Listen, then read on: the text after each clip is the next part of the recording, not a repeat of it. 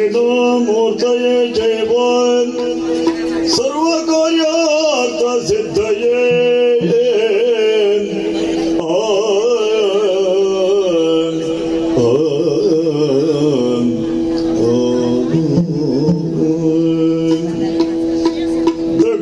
दक्षिणामूर्तये जयवान् सर्वकार्यार्थ सिद्धये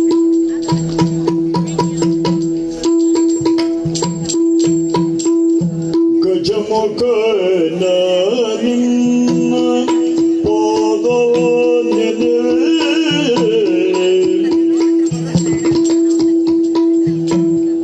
ಗಜಮುಖನ ನಿನ್ನ ಪಾದವನ್ನೆದೆ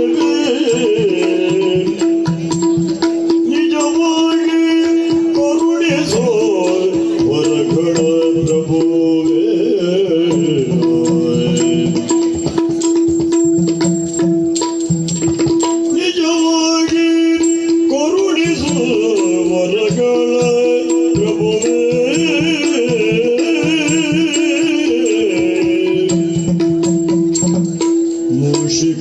मूषिकवाहन मोदक हस्त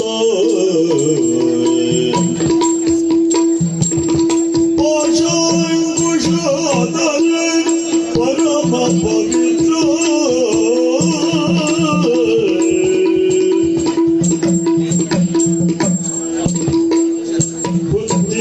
बुद्धिप्रदायक पुस्तक हस्त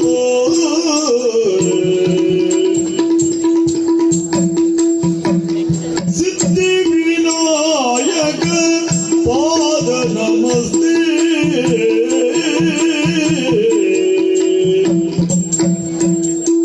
देव देवर देव देवनल्लावो ओ देव देवर देवनल्लावो देव देवर देव देवनल्लावो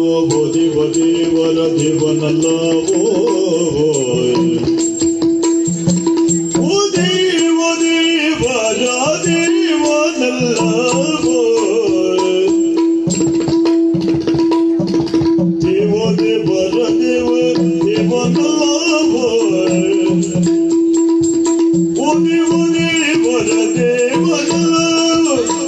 देव देवर देवनल्लावो ಕಥೆಯ ಆರಂಭಕ್ಕೂ ಮುನ್ನ ಕಲಾವಿದರನ್ನೆಲ್ಲ ಗೌರವಿಸಬೇಕು ಎನ್ನುವುದು ಸರ್ ಆಶಯ.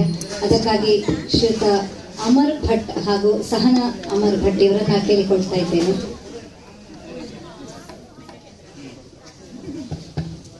ಮೊದಲಿಗೆ ಭಾಗವತರಾಗಿರುವಂತಹ ಶ್ರೀಯುತ ಕೇಶವ್ ಆಚಾರ್ ನೀಲಾವರ ಇವರನ್ನ ಗೌರವಿಸಿಕೊಳ್ಳಿಕ್ಕಿದ್ದೇವೆ.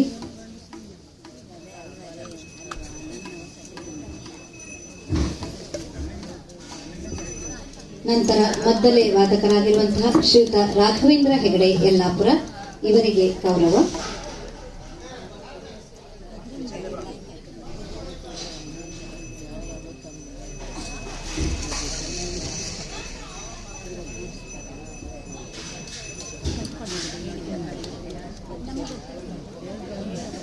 ಜಾಂಬವಂತ ಪಾತ್ರಧಾರಿಯಾಗಿರುವಂತಹ ಶ್ರೀಯುತ ಎಂ ರಾಮದೇವ ಐತಾಳ್ ಇವರನ್ನು ಕೂಡ ಗೌರವಿಸಿಕೊಳ್ಬೇಕು ಎನ್ನುವುದಾಗಿ ಕೇಳಿಕೊಳ್ತಾ ಇದ್ದೇನೆ.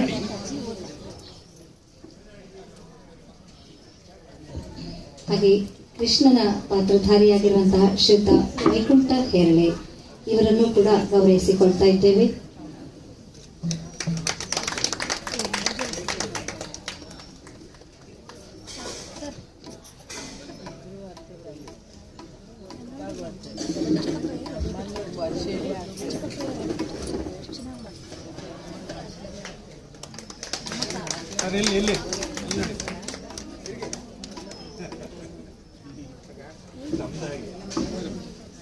ಈಗ ಎಲ್ಲರೂ ಕಾತರದಿಂದ ಕಾಯ್ತಾ ಇರುವಂತಹ ಸಹಭಾಗ ಮುಂದುವರಿಯುತ್ತಿದೆ.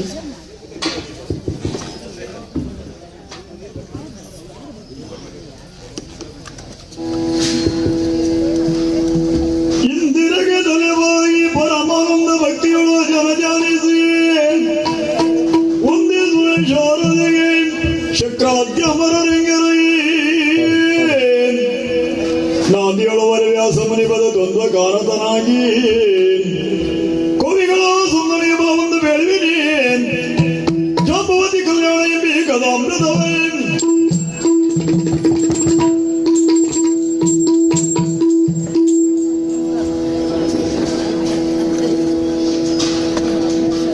ಬಲ್ಲುಪನೆ ಪದ ಚಿಹ್ನೆಯ ಬಲ್ಲುಕನ ಪದ ಚಿಹ್ನೆಯ ಹಿಡಿದು ಎದು ವಲ್ಲಭನು ಅನವೀತಿಯ ಹಿಡಿದು ಎದು ವಲ್ಲಭನು ಅನವೀತಿಯ ಮೆಲ್ಲದರ ಸುತ ಹೋಗಲು ಮೆಲ್ಲದರ ಸುತ ಹೋಗಲು ಮುಂದೆ ಮುಂದೆಲ್ಲೆ ಮುಂದೆ ಜಯಲೋ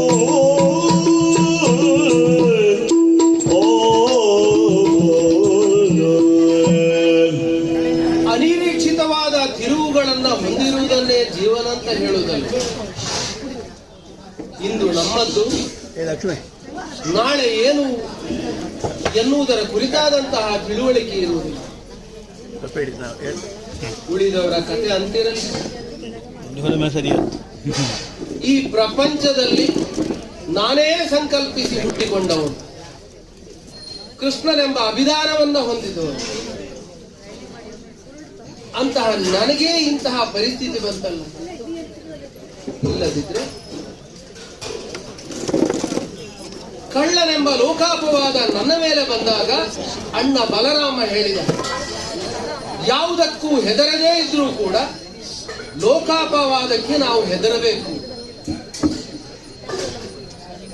ವೃಂದಾವನದ ಅಧಿಕಾರಿಯಾದ ಸತ್ರಾಜಿತನ ತಮ್ಮ ಪ್ರಸೇನ ಸ್ಯಮಂತಕ ಮಣಿಯನ್ನ ಹೊಂದಿ ಧರಿಸಿಕೊಂಡು ಪ್ರಗೆಯ ನಿಮಿತ್ತ ಹೋದನಂತೆ. ಹಾಗೆ ಹೋದಂತಹ ಪ್ರಸೇನ ತಿರುಗಿ ಬರಲಿಲ್ಲ. ಸತ್ರಾಜಿತ ತನ್ನ ತಮ್ಮನಾದಂತಹ ಪ್ರಸೇನನನ್ನು ಕೊಂದು ಆ ಸ್ಯಮಂತಕ ಮಣಿಯನ್ನು ಕೃಷ್ಣ ಅಪಹರಿಸಿದ್ದಾನೆ ಎಂದು ನಾರದರಲ್ಲಿಯೂ ಹೇಳಿದ್ದಾನಂತೆ. ಇಂತಹ ಒಂದು ಅಪವಾದ ಈ ಕೃಷ್ಣನ ಮೇಲೆ ಬಂತು ಎನ್ನುವಾಗ ಆ ಅಪವಾದವನ್ನು ತೊಡೆದು ಹಾಕಬೇಕು ಎನ್ನುವ ಕಾರಣದಿಂದ ನಾನು ಹೊರಟಿದ್ದೇನೆ. ಕಾಡಿನ ದಾರಿಯಲ್ಲಿ ಪ್ರಸೇನನ ಏರಿದಂತಹ ದುರಗದ ಪದಚಿಹ್ನೆಯನ್ನೇ ಅನುಸರಿಸುತ್ತಾ ಹೋಗಿ ಕಾಡಿನ ಮಧ್ಯಭಾಗದಲ್ಲಿ ಬಂದು ನೋಡಿದಾಗ ಒಂದೆಡೆಯಲ್ಲಿ ಪ್ರಸೇನನ ಶವ ಕಾಣಿಸ್ತಾ ಉಂಟು. ಯಾವುದೋ ದುಷ್ಟ ಮೃಗ ಅವರನ್ನ ಕೊಂದು ಹಾಕಿದೆ ಎಂದು ಭಾವಿಸುವಾಗ ಹತ್ತಿರದಲ್ಲಿ ಇನ್ನೊಂದು ಕೇಸರಿ ಕಾಣುತ್ತಾ ಉಂಟು, ಸಿಂಹ. ಅದು ಕೂಡ ಸತ್ತು ಬಿದ್ದಿದೆ. ಹಾಗಿದ್ರೆ ನಾವೊಂದು ತರ್ಕಕ್ಕೆ ಬರಬಹುದು. ಪ್ರಸೇನನು ಧರಿಸಿದಂತಹ ಸಮಂತಕ ಮಣಿಯನ್ನು ಪ್ರಸೇನನನ್ನು ಕೊಂದು ಆ ಸಿಂಹ ಅಪಹರಿಸಿರಬಹುದು. ಆದ್ರೆ ಆ ಕೇಸರಿಯನ್ನು ಕೊಂದವರು ಯಾರು ಎನ್ನುವಂತಹ ಪ್ರಶ್ನೆ ಬರ್ತದೆ. ಸೂಕ್ಷ್ಮವಾಗಿ ಅವಲೋಕಿಸಿದಾಗ ಬಲ್ಲೂಕದ ಪದಚಿಹ್ನೆಯೂ ಇಲ್ಲಿ ಕಾಣುತ್ತಾ ಉಂಟು. ಯಾವುದೋ ಒಂದು ಕರಡಿಗೂ ಹಾಗೂ ಸಿಂಹಕ್ಕೂ ಯುದ್ಧವೋ ಹೋರಾಟವೋ ನಡೆದು ಆ ಬಲ್ಲೂಕ ಈ ಸಿಂಹವನ್ನು ಕೊಂದು ಹಾಕಿ ಪ್ರಾಯಶಃ ಸಮಂತಕ ಮಣಿಯನ್ನ ಅಪಹರಿಸಿರಬಹುದೇ ಎನ್ನುವ ಕಲ್ಪನೆ ನನ್ನ. ನೋಡೋಣ. ಆ ಬಲ್ಲೂಕದ ಪದಚಿಹ್ನೆಯನ್ನ ಅನುಸರಿಸಿ ಬಂದ್ರೆ ಯಾವುದೋ ಒಂದು ಗುಹೆಡೆಗೆ ನನ್ನನ್ನು ಕರೆದು ತಂತಲ್ಲ. ನನ್ನೊಂದಿಗೆ ಬಂದಂತಹ ಕೃತವರ್ಮ ಮುಖ್ಯರನ್ನು ಗುಹೆ ಬಾಗಿಲಿನಲ್ಲಿ ಇರಿಸಿದ್ದೇನೆ. ನಾನು ಏಕಾಂಗಿಯಾಗಿ ಒಳ ಪ್ರವೇಶಿಸಿ ನೋಡಿದ್ರೆ ಪ್ರಪಂಚದ ತುಂಬೆಲ್ಲ ಬೆಳಕು ದಿಟವೇ. ಅದಕ್ಕೆ ಕಾರಣ ಸ್ಥಾನದಲ್ಲಿರುವವನು ಆ ದಿನಮಣಿ. ಗುಹೆಯ ಅಂತರ್ಗತವಾಗಿ ಕತ್ತಲೇ ಇರಬೇಕಲ್ಲ, ಅಂಥದ್ರಲ್ಲಿ ಗುಹೆ ಒಳ ಪ್ರವೇಶಿಸಿ ನೋಡಿದ್ರೆ ಇಲ್ಲಿಯೂ ಕೂಡ ಆ ದಿನಮಣಿಯ ಪ್ರಕಾಶವೇ ಎಂಬಂತೆ ಭ್ರಮೆ ಹುಟ್ಟಿಸುವಂತಹ ಬೆಳಕು ಕಾಣುತ್ತಾ ಉಂಟು. ಹಾಗಾದ್ರೆ ಈ ಬೆಳಕಿನ ಮೂಲ ಯಾವುದು ಅಂತ ಒಳಗೆ ಬಂದು ನೋಡ್ತೇನೆ. ಬಾಲೆ ಒಬ್ಳು ತೊಟ್ಟಿಲಿನಲ್ಲಿ ಒಂದು ಮಗುವನ್ನ ತೂಗುತ್ತಾ ಇದ್ದಾಳೆ. ಜೋಜೋ ಜೋಜೋ ಜೋಸು ಕುಮಾರ ಜೋಗುಳದ ಪದ್ಯವನ್ನು ಹಾಡುತ್ತಾ ಇದ್ದಾಳೆ. ಆ ತೊಟ್ಟಿಲಿನ ಮೇಲೆ ಈ ಮಣಿಯನ್ನು ಕಟ್ಟಿದ್ದಾರೆ. ಇದೇ ಅಲ್ಲವೇ ದಿನ ಮಣಿಯ ಮಣಿ, ಸ್ಯಮಂತಕ ಮಣಿ, ಸೂರ್ಯಮಣಿ. ಮುಚ್ಚಿಡುವುದಕ್ಕೆ ಸಾಧ್ಯ ಇಲ್ಲ, ಬಚ್ಚಿಡುವುದಕ್ಕೂ ಸಾಧ್ಯವಿಲ್ಲ. ತನ್ನದ್ದಾದಂತಹ ಪ್ರಭೆಯಿಂದ ಪ್ರಪಂಚವನ್ನೇ ಬೆಳಕಾಗಿಸಬಲ್ಲ ಆ ಸೂರ್ಯನಂತೆ ಈ ಮಣಿಯೂ ಕೂಡ ಪ್ರಕಾಶಿಸ್ತಾ ಇದೆ. ಹಾಗಿದ್ರೆ ಮಣಿಯನ್ನು ಕಂಡಾಗಿದೆ, ಪ್ರಸೇನನ ಇರವನ್ನು ತಿಳಿದಾಗಿದೆ. ನೇರವಾಗಿ ಈ ಮಣಿಯನ್ನ ಕೈಗೆತ್ತಿಕೊಂಡು ಹೋಗುವುದು ನನ್ನಂತಹ ಸಂಭಾವಿತರಿಗೆ ಸಲ್ಲ.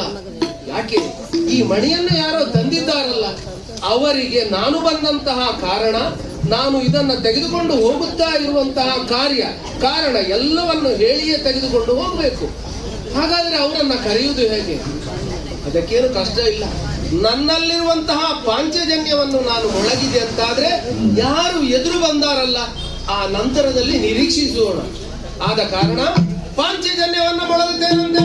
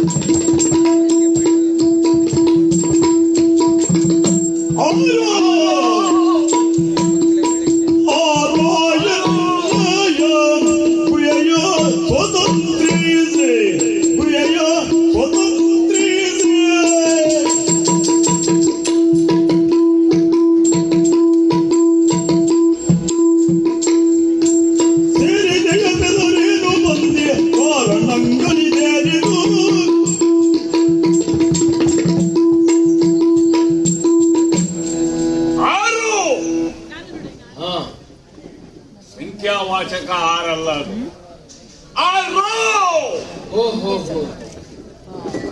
ಆರು. ಎರಡು ಅರ್ಥಗಳನ್ನ ಕೊಡ್ತಾರೆ. ಆರೋ ಅಂದ್ರೆ ಯಾರು ಅಂತ ಗೊತ್ತಿಲ್ಲ, ಯಾರೋ ಆರೋ ಎನ್ನುವಲ್ಲಿ ಯಾರಾದರೆ ನಮಗೇನು ಎನ್ನುವ ತಾತ್ಸಾರ ಭಾವ.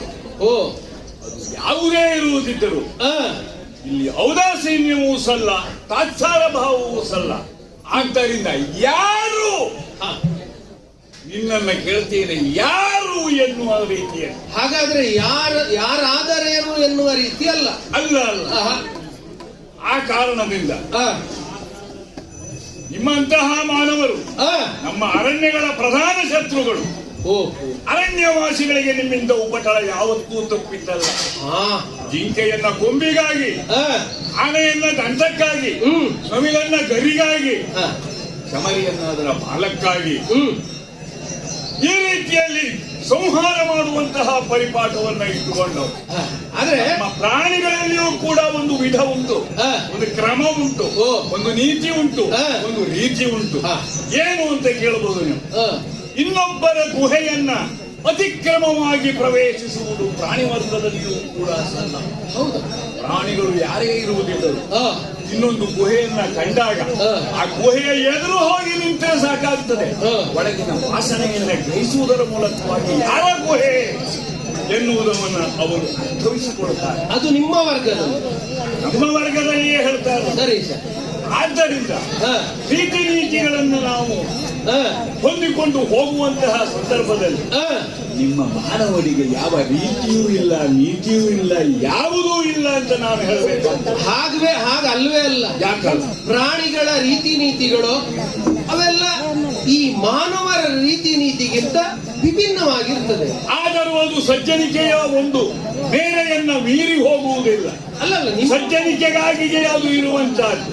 ನಿಮ್ಮ ಸಜ್ಜನಿಕೆ ನಮ್ಮ ಸಜ್ಜನಿಕೆ ಬೇರೆ ಬೇರೆ ವಿಧವಾದದ್ದು.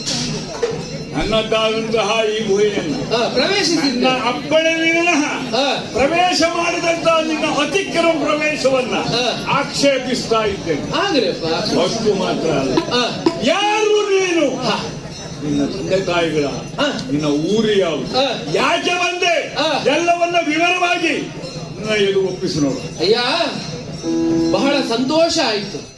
ಯಾಕೆ ಗೊತ್ತೇ?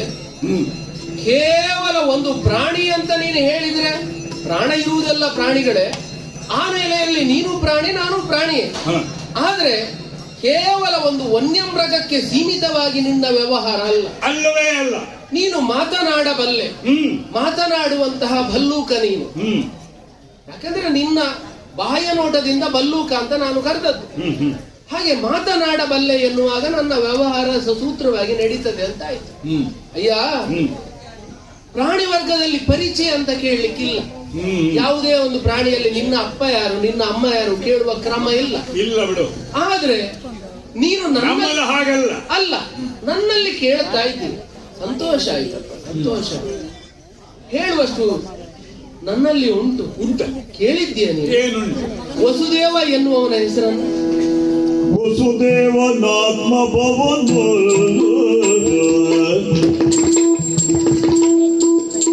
ವಸುದೇವನಾತ್ಮ ಭವನು ಹೊರಗೆ ವಸತಿಯು ಗೈದಿರ್ಪೆನು, ಹೊರಗೆ ವಸತಿಯು ಗೈದಿರ್ಪೆನು.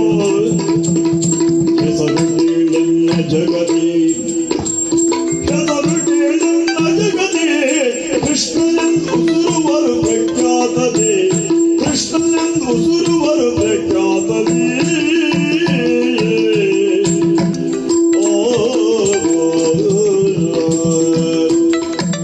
ಅಯ್ಯ ಭಲ್ಲೂಕವೇ, ಒಂದು ಕಾಲದಲ್ಲಿ ನಾನು ಹುಟ್ಟುವಂತಹ ಸ್ಥಳ, ಹುಟ್ಟಿದಂತಹ ಸ್ಥಳ ಅದು ಮಧುರೆ. ವಸುದೇವ ಹಾಗೂ ದೇವಕಿಯರ ಕಂದನಾಗಿ ನಾನು ಹುಟ್ಟಿದವು. ದೇವಕಿ ಗರ್ಭ ಸಂಜಾತ ನಾನಿದ್ದೇನೆ. ವಸುದೇವನ ಮಗನಾದ ಕಾರಣದಿಂದ ವಸುದೇವಸ್ಯ ಅಪತ್ಯಂ ಪುಮಾನ್ ವಾಸುದೇವ, ವಾಸುದೇವ ಎನ್ನುವ ಅಭಿಧಾನದಿಂದ ಲೋಕ ನನ್ನನ್ನು ಗುರುತಿಸಿದೆ. ಹುಟ್ಟಿದ್ದು ಮಧುರೆಯಲ್ಲೇ, ಆದ್ರೂ ನನ್ನ ಬಾಲ್ಯವನ್ನ ನಾನು ಕಳೆದದ್ದು ಗೋಕುಲದಲ್ಲಿ. ನಂದ ಗೋಪ ಹಾಗೂ ಯಶೋದೆಯರ ಕಂದನಾಗಿ, ನಂದನ ಕಂದನಾಗಿ, ಗೋಪ ಬಾಲನಾಗಿ ಬಾಲ್ಯವನ್ನು ದನಗಳನ್ನ ಮೇಯಿಸ್ತಾ ನಾನು ಕಳೆದವು. ಹಾಗೆ ನಂದನ ಕಂದನಾಗಿಯೋ ನಂದಬಾಲನಾಗಿಯೋ ಪ್ರಪಂಚ ನನ್ನನ್ನು ಗುರುತಿಸಿದೆ. ಸ್ವಲ್ಪ ಕಪ್ಪು ಬಣ್ಣ ನನ್ನ, ಹಾಗಾಗಿ ಕೃಷ್ಣ ಹಾಗೂ ನನ್ನನ್ನು ಕರೀತಾರೆ. ಅಯ್ಯ, ಬಾಲ್ಯವನ್ನ ಕಳೆದು ಆ ನಂತರದಲ್ಲಿ ಮಥುರೆಗೆ ಬಂದ. ಮಾವನಾದಂತಹ ಕಂಸನನ್ನ ಕೊಂದವರು ನಾನು. ನನ್ನ ಅಣ್ಣ ಒಬ್ಬ ಇದ್ದಾನೆ, ಬಲಭದ್ರ, ಬಲರಾಮ, ಹಾಗೆ ಅವನ ಹೆಸರು. ಮಾವ ಕಂಸನನ್ನು ಕೊಂದ ನಂತರದಲ್ಲಿ ಮಾಗಧನ ಅಟ್ಟುಳಿಯನ್ನು ತಡೆಯಲಾಗದೆ ಮಧುರೆಯಿಂದ ನಾವು ದ್ವಾರಕೆಗೆ ಬಂದೆವು. ಕುಶಸ್ಥಲಿ ನಾಮಕವಾದಂತಹ ಸ್ಥಳ. ನಾವು ಹೋದ ಮೇಲೆ ದ್ವಾರಕೆಯಾಗಿ ದ್ವಾರಕೆ ಎಂದೇ ಪ್ರಖ್ಯಾತವಾಯಿತು. ಒಂದು ಕಾಲದಲ್ಲಿ ಎಲ್ಲರಿಂದಲೂ ತಿರಸ್ಕರಿಸಲ್ಪಟ್ಟಂತಹ ಯಾದವರು ಈ ಹೊತ್ತಿನಲ್ಲಿ ಎಲ್ಲರಿಂದಲೂ ಪುರಸ್ಕರಿಸುವ ಮಟ್ಟಿಗೆ ಆ ಎತ್ತರಕ್ಕೆ ಏರಿದ್ದಾರೆ. ಅದಕ್ಕೆ ಕಾರಣಸ್ಥಾನದಲ್ಲಿ ಇರುವವರು ನಾನು ಹಾಗೂ ನನ್ನ ಅಣ್ಣನಾದಂತಹ ಬಲಭದ್ರ. ಹೀಗೆ ಈಗ ದ್ವಾರಕೆಯಲ್ಲಿ ನಾವಿದ್ದೇವೆ. ದ್ವಾರಾವತಿ ಎಂದು ಕರೀತಾರೆ. ಎಲ್ಲಾ ಕಡೆಯಲ್ಲೂ ಬಾಗಿಲುಗಳೇ ಇರು, ಯಾವ ಕಡೆಯಿಂದ ಬಂದರೂ ಬರಬಹುದು. ದ್ವಾರಾವತಿ ಅಂತಹ ದ್ವಾರಕೆಯಲ್ಲಿ ನಾವಿದ್ದೇವೆ. ಅಯ್ಯ, ಇದಿಷ್ಟು ನನ್ನ ಪರಿಚಯ ಸಾಕಾಗುತ್ತದೋ? ನೀನ್ ಯಾರು ಎನ್ನುವುದನ್ನ ಹೇಳಬೇಕು ಬೇಡ?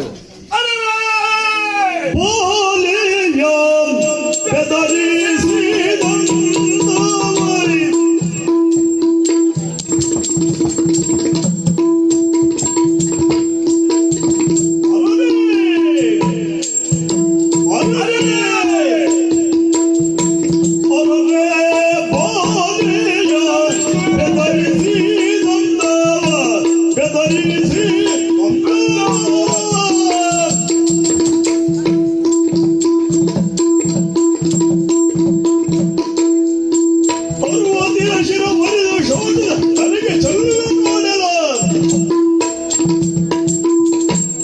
ಎಲ ಎಲ ಹಾ ನಿನ್ನ ಪ್ರಬಲ ವಿವರಗಳನ್ನ ಹಾ ಉದ್ದ ಹೇಳಿದೆಯಲ್ಲ, ಚಾಚೂ ತಪ್ಪದೆ ಹೇಳಿದ್ದೇನೆ. ಯಾಕೆಂದ್ರೆ ಹೇಳುವಾಗ ಮರೆಮಾಚಬಾರದು. ಏನು ಪ್ರಯೋಜನ ಆಗುದಿಲ್ಲ ನಮ್ಮ ಕಾಲದಲ್ಲಿ. ಓ ಯಾಕೆ? ಎಷ್ಟಾದ್ರೂ ಬಲ್ಲುಕ ಎಷ್ಟು ಪ್ರಯೋಜನ ಆದೀತು. ನಿನ್ನ ವಿವರಗಳನ್ನ ಕೇಳುವುದರಿಂದ ಆ ನಮಗೆ ಅದು ಪರಿಚಯ ಆಗ್ತದೆ ಅಂತ ಹೇಳಲಿಕ್ಕೆ ಯಾವ ರೀತಿಯಲ್ಲಿಯೂ ಸಾಧ್ಯ ಇಲ್ಲ. ಯಾಕೆ ಅಂತ ಹೇಳಿದರೆ ಬಹುಶಃ ನೀವು ಹೇಳುವ ಹೆಸರುಗಳನ್ನ ನಾನು ಕೇಳಿದವನೇ ಅಲ್ಲ. ನೀನು ಗುಹೆಯಿಂದ ಹೊರಗೇ ಬರಲಿಲ್ಲ ಬಹುಶಃ. ನೀನು ಹೇಳಿದ ಊರನ್ನ ನಾನು ಕಂಡೂ ಇಲ್ಲ, ನನಗೆ ತಿಳುವಳಿಕೆಯೂ ಇಲ್ಲ. ಓ ನಾನು ಕಂಡಂತಹ ಊರು ಎಂತಹ ಊರು! ಸರಿ ಇಂದ್ರನ ಅಮರಾವತಿಗೆ ಸರಿ ಸಮಾನವಾದಂತಹ ಊರನ್ನ ಕಂಡವನು. ಗುಡಿಗೋಪುರಗಳಿಂದ, ರಾಜಬೀದಿಗಳಿಂದ, ಅರಮನೆಗಳಿಂದ, ಭವ್ಯವಾದ ಮಹಲುಗಳಿಂದ, ಉತ್ತಮವಾದ ಸುಸಂಪನ್ನರಾದಂತಹ, ಸುಶಿಕ್ಷಿತರಾದಂತಹ, ಸುಸಂಸ್ಕೃತರಾದಂತಹ ಜನರನ್ನ ನಾನು ಕಂಡ. ನೀನು ಹೇಳಿದವರು ಯಾರೊಬ್ಬರ ವಿಷಯವೂ ನನಗೆ ಗೊತ್ತಿಲ್ಲ. ನಾನು ಅಜ್ಞಾನಿ ಅಂತ ನೀನು ಹೇಳಿದ್ರು ನನಗೇನು ಅದರಿಂದ ಪಶ್ಚಾತ್ತಾಪ ಇಲ್ಲ, ಬೇಸರ ಇಲ್ಲ. ನನಗೆ ಗೊತ್ತಿಲ್ಲ ಎನ್ನುವುದರ ಮಟ್ಟಿಗೆ ನಾನು ಕಂಡ ಊರು ಅಯೋಧ್ಯೆ. ದುರ್ಗಮವಾದಂತಹ ಒಂದು ನಾಡು. ಓ ವಿರೋಧಿಗಳಿಂದ ಆಕ್ರಮಿಸಲಿಕ್ಕೆ ಅತಿ ಕ್ಲಿಷ್ಟಕರವಾದಂತಹ ಅಯೋಧ್ಯೆ ಎನ್ನುವ ಸರಯೂ ನದಿಯ ದಂಡೆಯ ಮೇಲೆ ಇರತಕ್ಕಂತಹ ಸುಂದರವಾದ ಪಟ್ಟಣವನ್ನ ನಾನು ಕಂಡವನಿದ್ದೇನೆ, ಕೇಳಿದ್ದೇನೆ. ನಾನು ಯೋಧುಮ್ನ ಶಕ್ಯತೆ ಇತಿ ಅಯೋಧ್ಯ ಆಡಳಿತವನ್ನ ಮಾಡಿದಂತಹ ಮರ್ಯಾದ ಪುರುಷೋತ್ತಮನನ್ನ ನಾನು ಬಲ್ಲೆ. ಶ್ರೀರಾಮಚಂದ್ರ ಅವನಿಗೆ ಸರಿಗಟ್ಟುವಂತಹ ವ್ಯಕ್ತಿಗಳು ಪ್ರಪಂಚದಲ್ಲಿ ಇಲ್ಲವೇ ಇಲ್ಲ. ಒಪ್ಪುವಂತ ವಿಚಾರ ಅದೆಲ್ಲ ಇರಬಹುದು. ನಿನ್ನ ವಿಷಯ ಏನೇನಿರಲಿ, ಇಲ್ಲಿ ಒಳಗೆ ಪ್ರವೇಶ ಮಾಡಿದೆಯಲ್ಲ, ಸುಮ್ಮನುಳಿದೆಯಾ ನೀನು? ಉಳಿಲಿಲ್ಲ. ಅದರ ಬದಲಾಗಿ ಬಾಲೆ ಜಾಂಬವತಿ ನನ್ನ ಸಾಕು ಮಗಳು. ನನ್ನ ಸಾಕು ಮಗಳು ತೊಟ್ಟಿಲನ್ನು ತೂಗುತ್ತಾ ಅವಳಷ್ಟಕ್ಕೆ ಮುಗ್ಧೆಯಾದ ಅವಳು ಇರುವಂತಹ ಹೊತ್ತಿನಲ್ಲಿ ತೊಟ್ಟಿಲನ್ನ ತೂಗುತ್ತಾ ಇದ್ದವಳು ನಿನ್ನ ಮಗಳು, ನನ್ನ ಸಾಕು ಮಗಳು. ಸಾಕು ಮಗಳು, ಸಾಕು ಮಗಳು. ನಾನು ಸಾಕಿದ್ದು, ನಾನು ಹೆತ್ತದ್ದೆಲ್ಲ ಸಾಕಿದ್ದು. ಹೌದಪ್ಪ. ಆದ್ದರಿಂದ ನಿನಗೆ ಅವಳನ್ನ ಕಂಡಾಗ ಈ ಮಗಳು ನನಗೆ ಸಾಕು ಅಂತ ಅನ್ನಿಸಿ, ಸಾಕು ಅಂತಲೇ ನನಗೆ ಅನಿಸಿತ್ತು. ಮಗಳು ಸಾಕು, ಮಗನು ಒಂದು ಸಾಕು ಅಂತ ಒಂದು ಸಣ್ಣ ಮಗು, ತೊಟ್ಟಿಲ ಮಗು ಉಂಟು. ಅವನು ನಿನಗೆ ಸಾಕು ಮಗ ಅಂತ ಹೆಸರಿತ್ತು. ಸಾಕು ಮಗ. ಹೌದು, ಸಾಕು ಮಗ. ಆ ಮಗ ನಿನಗೆ ಬದುಕಿಗೆ ದಾರಿದೀಪವಾದವರು, ನಂದಾದೀಪವಾಗಿ ಬಂದು ಬೆಳಗುತ್ತಾ ಇರುವವರು. ಸಾಕು ಅಂತ ಹೇಳಿದ್ರೆ ಸಾಕು ಆಗಲಿ ಆಗದೆ ಹೋಗಲಿ ನಿನಗೆ ಸಂಬಂಧಿಸಿದ ಆಗ್ಲಿ ಅಲ್ಲ. ಸಾಕು ಅಂತ ತಿಳಿದ್ರೆ ಅದೇ ಸಾರ್ಥಕ. ಇಲ್ಲಿ ಪ್ರವೇಶ ಮಾಡಿದೆಯಲ್ಲ, ನಮ್ಮಲ್ಲಿ ಕ್ರಮ ಹೇಗೆ ಗೊತ್ತುಂಟ? ಹೇಗೆ?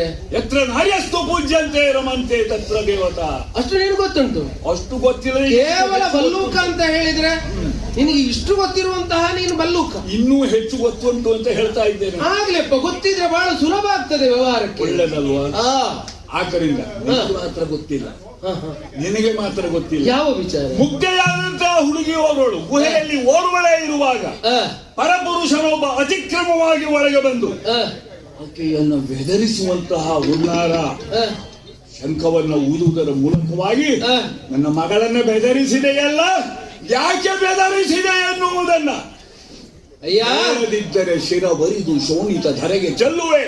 ಅಯ್ಯ, ನಾನು ಬಂದದ್ದು ಕೇವಲ ನಿನ್ನ ಬಾಲೆಯನ್ನೋ ನಿನ್ನ ಸಾಕು ಮಗಳನ್ನೋ ಬೆದರಿಸುವ ಕಾರಣಕ್ಕಲ್ಲ. ಮತ್ತೆ ನಾನು ಬಂದದ್ದಕ್ಕೆ ಕಾರಣ ಉಂಟು. ಏನು? ನಾನು ಏನನ್ನೋ ಹುಡುಕುತ್ತಾ ಬಂದವನು, ಗೊತ್ತೇ ನಿನಗೆ?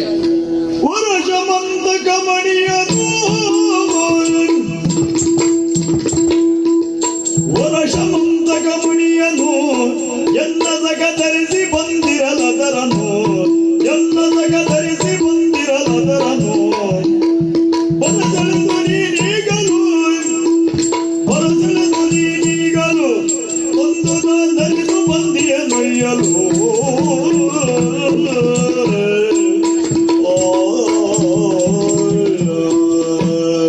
ಅಯ್ಯ ಭಲ್ಲೂಕವೇ, ನಮ್ಮ ಯಾದವರದ್ದೊಂದು ಒಕ್ಕೂಟ ವ್ಯವಸ್ಥೆ. ಆ ಒಕ್ಕೂಟದಲ್ಲಿ ಅನೇಕರಿದ್ದಾರೆ. ಶೂರರಿದ್ದಾರೆ, ಭೋಜರಿದ್ದಾರೆ, ವೃಷ್ಣಿಗಳಿದ್ದಾರೆ, ಅಂಧಕರಿದ್ದಾರೆ, ಹೀಗೆ ಅನೇಕರಿದ್ದಾರೆ. ಅವುಗಳಲ್ಲಿ ಒಂದು ಗುಂಪಿನ ಪ್ರಭುವಾಗಿ ಗುರುತಿಸಲ್ಪಟ್ಟವನು ಸತ್ರಾಜಿತ ನಾಮಕ. ಅಂತಹ ಸತ್ರಾಜಿತ ಹ್ಮ್ ಸೂರ್ಯನ ಕುರಿತಾಗಿ ತಪಸ್ಸನ್ನು ಮಾಡಿ ಹ್ಮ್ ಸತತ ಪರಿಶ್ರಮದಿಂದ ಒಂದು ಮಣಿಯನ್ನು ಸೂರ್ಯನಿಂದ ಪಾರಿತೋಷಕವಾಗಿ ಪ್ರಸಾದವಾಗಿ ಪಡೆದ. ಸಮಂತಕ ಮಣಿ ಆಗಲಿ. ಹಾಗೆ ಅಂತಹ ಒಂದು ಅಭಿಧಾನದಿಂದ ಪ್ರಸಿದ್ಧವಾಗಿ ದಿನಮಣಿಯ ಮಣಿ ಅಂತಲೂ ಹೇಳ್ತಾರೆ, ಸೂರ್ಯಮಣಿ ಅಂತಲೂ ಹೇಳ್ತಾರೆ. ಅಂತಹ ಸಮಂತಕ ಮಣಿಯನ್ನು ಆತ ಹೊಂದಿದ. ಆ ಮಣಿಯ ಪ್ರಯೋಜನ ಏನು ಅಂತಂದ್ರೆ, ಪ್ರತಿದಿನವೂ ಪೂಜಿಸಿದ ನಂತರ ನೀವು ನಿಮ್ಮ ಇಷ್ಟಾರ್ಥವನ್ನ ವ್ಯಕ್ತಪಡಿಸಿದರೆ ದಿನವೊಂದಕ್ಕೆ 8 ಮಣದಷ್ಟು ಚಿನ್ನವನ್ನು ಅದು ಕೊಡಬಲ್ಲದು. ಆಲೋಚನೆ ಮಾಡು. ಅಂತಹ ಮಣಿ, ಆ ಮಣಿಯನ್ನು ಹೊಂದಿದಂತಹ ಅವನು ಪ್ರತಿದಿನವೂ ಆ ಮಣಿಯನ್ನು ಪೂಜಿಸುತ್ತಾ ಬಂದವನು. ಅಯ್ಯ, ಮೊನ್ನೆ ಎಂಬಂತೆ ಒಂದು ದಿನ ಅವನ ತಮ್ಮನಾದಂತಹ ಪ್ರಸೇನ ಮೃಗಯಾ ನಿಮಿತ್ತ ಹೊರಟು ನಿಂತಾಗ ಪ್ರಸೇನ ಒಂದು ಅಪೇಕ್ಷೆಯನ್ನು ವ್ಯಕ್ತಪಡಿಸಿದನು. ಅಣ್ಣ, ಆ ಸಮಂತಕ ಮಣಿಯನ್ನು ನೀ ನನಗಿತ್ತೆ ಅಂತಾದ್ರೆ ದುರ್ಗಮವಾದಂತಹ ಕತ್ತಲಿನಿಂದ ಕೂಡಿರುವ ಆ ಕಾಡಿನ ದಾರಿ ನನಗೆ ಸುಗಮವಾದೀತು. ಆದ ಕಾರಣ ಅದನ್ನು ತನಗಿ ಅಂತ ಕೇಳಿದನಂತೆ. ಹಾಗೆ ತಮ್ಮ ಕೇಳಿದಾಗ ಒಲ್ಲೆ ಎನ್ನಲಾರದೆ ಅಣ್ಣ ಆ ಸಮಂತಕ ಮಣಿಯನ್ನು ಪ್ರಸೇನನಿಗೆ ಕೊಟ್ಟು ಕಳುಹಿದ. ಬೇಟೆಗಾಗಿ ಬಂದವನು ಪ್ರಸೇನ ಆ ನಂತರದಲ್ಲಿ ಹಿಂತಿರುಗಿ ಬರಲಿಲ್ಲ. ಇಷ್ಟರ ಒಳಗೆ ಹಿಂದೊಂದು ಕಾಲದಲ್ಲಿ ಆ ಮಣಿಯನ್ನು ನಾನು ಕೇಳಿದವನೇ ಆಗಿದ್ದೆ. ಸತ್ರಾಜಿತನಲ್ಲಿ ಆ ಮಣಿಯನ್ನು ನನಗೆ ಕೊಡ್ತೀಯ ಅಂತ ಕೇಳಿದ್ದೆ. ಆದ ಕಾರಣ ಸತ್ರಾಜಿತ ಏನು ತಿಳಿದ, ಪ್ರಸೇನನನ್ನು ಈ ಕೃಷ್ಣನೇ ಕೊಂದು ಆ ಮಣಿಯನ್ನು ಅಪಹರಿಸಿದ್ದಾನೆ ಎನ್ನುವಂತಹ ಪ್ರಚಾರವನ್ನು ಮಾಡಿದ. ಒಂದು ಅಪವಾದ ಬಂದ ಮೇಲೆ ಅದು ನಮ್ಗಲ್ಲ ಅಂತ ನಾವು ಸುಮ್ಮನೆ ಇರ್ಲಿಕ್ಕಾಗ್ತದ? ಆ ಅಪವಾದಕ್ಕೆ ಕಾರಣ ಸ್ಥಾನದಲ್ಲಿ ಇರುವುದೇನು, ಸತ್ಯ ಯಾವುದು ಎನ್ನುವುದನ್ನ ಪ್ರಪಂಚಕ್ಕೆ ತೋರಿಸಬೇಕಲ್ಲ. ಹಾಗಿದ್ರೆ ಸಮಂತಕ ಮಣಿ ಎಲ್ಲಿ ಹೋಯಿತು, ಪ್ರಸೇನ ಎಲ್ಲಿ ಹೋದ ಎನ್ನುವ ಅವರ ಇರವನ್ನು ಹುಡುಕುತ್ತಾ ಬಂದವನು. ಪ್ರಸೇನನ ಶವವನ್ನು ಕಂಡೆ, ಪಕ್ಕದಲ್ಲಿರುವಂತಹ ಕೇಸರಿಯ ಹೆಣವನ್ನೂ ಕಂಡೆ. ಯಾವುದೋ ಬಲ್ಲೂಕದೊಂದಿಗೆ ಕೇಸರಿಯ ಯುದ್ಧ ಆಗಿದೆ ಎನ್ನುವುದನ್ನ ತಿಳಿದೆ. ಹಾಗೆ ಬಲ್ಲೂಕ ಅಂದ್ರೆ ನೀನೆ. ನಿನ್ನಯ ಹೆಜ್ಜೆಯ ಗುರುತುಗಳನ್ನ ಹುಡುಕುತ್ತಾ ಅದನ್ನೇ ಅದರ ಜಾಡನ್ನ ಹಿಡಿದು ಅನುಸರಿಸುತ್ತಾ ನಿನ್ನ ಗುಹೆಯ ಬಾಗಿಲಿನವರೆಗೆ ಬಂದು ತಲುಪಿದವನು. ಇಲ್ಲಿಯವರೆಗೆ ಹೆಜ್ಜೆಯ ಗುರುತು ಬಂದಿದೆ ಅಂತ ಆದ್ಮೇಲೆ ನಾನು ಹುಡುಕುತ್ತಾ ಬಂದಂತಹ ವ್ಯಕ್ತಿಯೋ ವಸ್ತುವೋ ವಿಷಯವೋ ಇದರ ಒಳಗೆ ಇದೆ ಎನ್ನುವುದು ನಿರ್ವಿವಾದ. ಆದ ಕಾರಣ ಆ ಗುಹೆಯನ್ನ ಪ್ರವೇಶಿಸಿ ಒಳಗೆ ಬಂದ. ನನಗೇನು ಗೊತ್ತಿಲ್ವಲ್ಲ, ಈ ಗುಹೆಯಲ್ಲಿ ಯಾರು ಇದ್ದಾರೋ ಇಲ್ಲೋ ಗೊತ್ತಿಲ್ಲ. ನಮ್ಮ ಅಲ್ಲಿ ಆದ್ರೆ ಮನೆ ಅಂತ ಇರ್ತದೆ, ಮನೆಗೊಂದು ಬಾಗಿಲು ಅಂತ ಇರ್ತದೆ, ಆ ಬಾಗಿಲಿಗೊಂದು ಬೀಗ ಅಂತ ಇರ್ತದೆ. ಇಂತಹ ವ್ಯವಸ್ಥೆಗಳಿರ್ತದೆ. ಮತ್ತೆ ನಿಮ್ಮ ವ್ಯವಸ್ಥೆಗಳು, ನಿಮ್ಮ ವಾಸನೆಗಳು, ನಿಮಗೆ ಬರುವಂತಹ ವಾಸನೆ ಅದು ಮನುಜರಾದಂತಹ ನಮ್ಮ ಮೂಗಿಗೆ ಪಡೆಯುವುದಿಲ್ಲ, ಅರ್ಥ ಆಗುವುದಿಲ್ಲ. ಆದ ಕಾರಣ ನಾನು ಇದರ ಒಳಕ್ಕೆ ಬಂದೆ. ಬಂದಾಗ ನಾನು ಹುಡುಕುತ್ತಾ ಬಂದಂತಹ, ಶೋಧಿಸುತ್ತಾ ಬಂದ ಆ ದಿನಮಣಿಯನ್ನು ಕಂಡೆ, ದಿನಮಣಿಯ ಮಣಿಯನ್ನು ಕಂಡೆ. ಕಂಡಾಗ ನೀನಿರ್ಲಿಲ್ಲ, ನಿನ್ನ ಮಗಳು ಅಂತ ಹೇಳುವ ನಿನ್ನ ಸಾಕು ಮಗಳಿದ್ಲು. ಕೈ ಹಾಕಿ ತಕೊಂಡು ಹೋಗಬಹುದಿತ್ತು, ಆದ್ರೆ ಅದು ಶುಭಕರ ಲಕ್ಷಣ ಅಲ್ಲ. ನಾವು ಯಾಕೆ ಬಂದಿದ್ದೇವೆ ಎನ್ನುವುದನ್ನು ಹೇಳಿಯೇ ತಕೊಂಡು ಹೋಗಬೇಕು. ಆದ ಕಾರಣ ಯಾರಿಗಾದ್ರೂ ಗೊತ್ತಾಗಬೇಕು, ಒಳಗಿದ್ದವರು ಹೊರ ಬರಬೇಕು ಎನ್ನುವ ಕಾರಣದಿಂದ ಪಾಂಚಜನ್ಯವನ್ನ ಮೊಳಗಿದೆ. ಅದು ನಮ್ಮ ಸಂಪ್ರದಾಯ, ನಮ್ಮ ಕ್ರಮ. ನಮ್ಮ ಕ್ರಮದಲ್ಲಿ ನಾನು ಮಾಡಿದ್ದೆಲ್ಲವೂ ಕೂಡ ವಿಹಿತವಾಗಿದೆ. ಆದ್ರೆ ಅದು ನಿನ್ನ ಕ್ರಮ ಅಲ್ಲದೆ ಇರಬಹುದು. ಆದ ಕಾರಣ ನಾನು ಬಂದದ್ದು. ಅಯ್ಯ, ನಾನು ಕೇಳ್ತಾ ಇರುವುದು ಆ ಮಣಿಯ ಅಗತ್ಯ ನನಗುಂಟು. ಅದರಿಂದ ನನಗೊಂದು ಅಪವಾದ ಬಂದಿದೆ. ಕಳ್ಳನೆನ್ನುವ ಅಪವಾದವನ್ನು ನಾನು ಹೊರಬರಬೇಕು. ಅಯ್ಯ, ಆದ ಕಾರಣ ಆ ಮಣಿಯನ್ನು ನನಗಿತ್ತೆ ಅಂತ ಆದ್ರೆ ನಾನು ಹೊರಟು ಹೋಗುತ್ತೇನೆ. ಮಣಿಯನ್ನು ನಿನಗೆ ಕೊಡಬೇಕು. ಹೌದು, ಅದೇನು ಸುಲಭದಲ್ಲಿ ಸಿಕ್ಕಿದ್ದೇನೋ ಎಲ್ಲ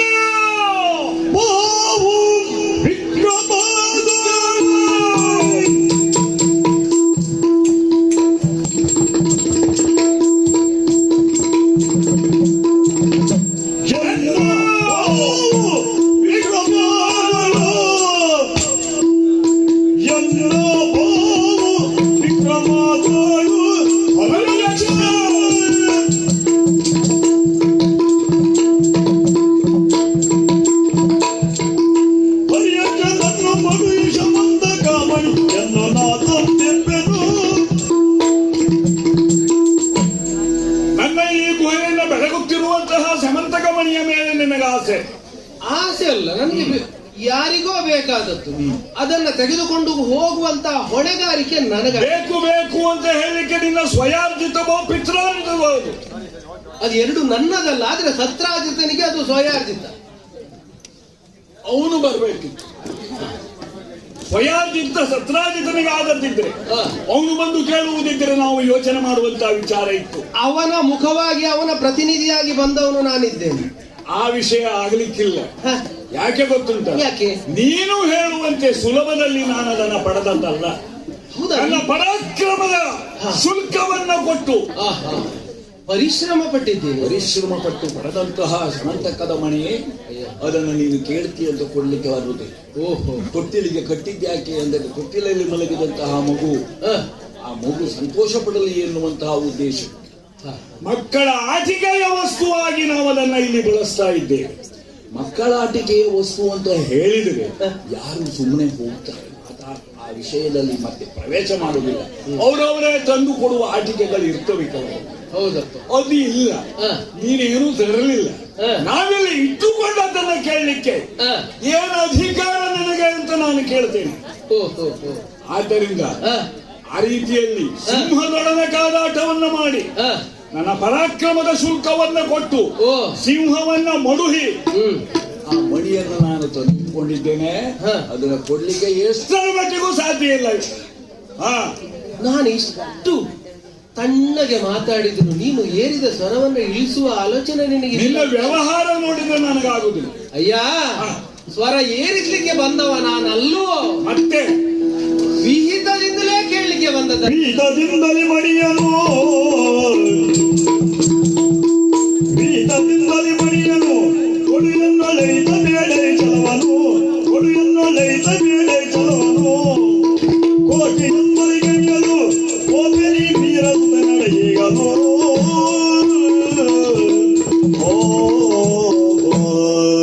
ಅಯ್ಯ ಭಲ್ಲೂಕವೇ, ನಿನಗೆ ಯಾಕೆ ಅರ್ಥ ಆಗುವುದಿಲ್ಲ, ಗೊತ್ತಾಗುವುದಿಲ್ಲ?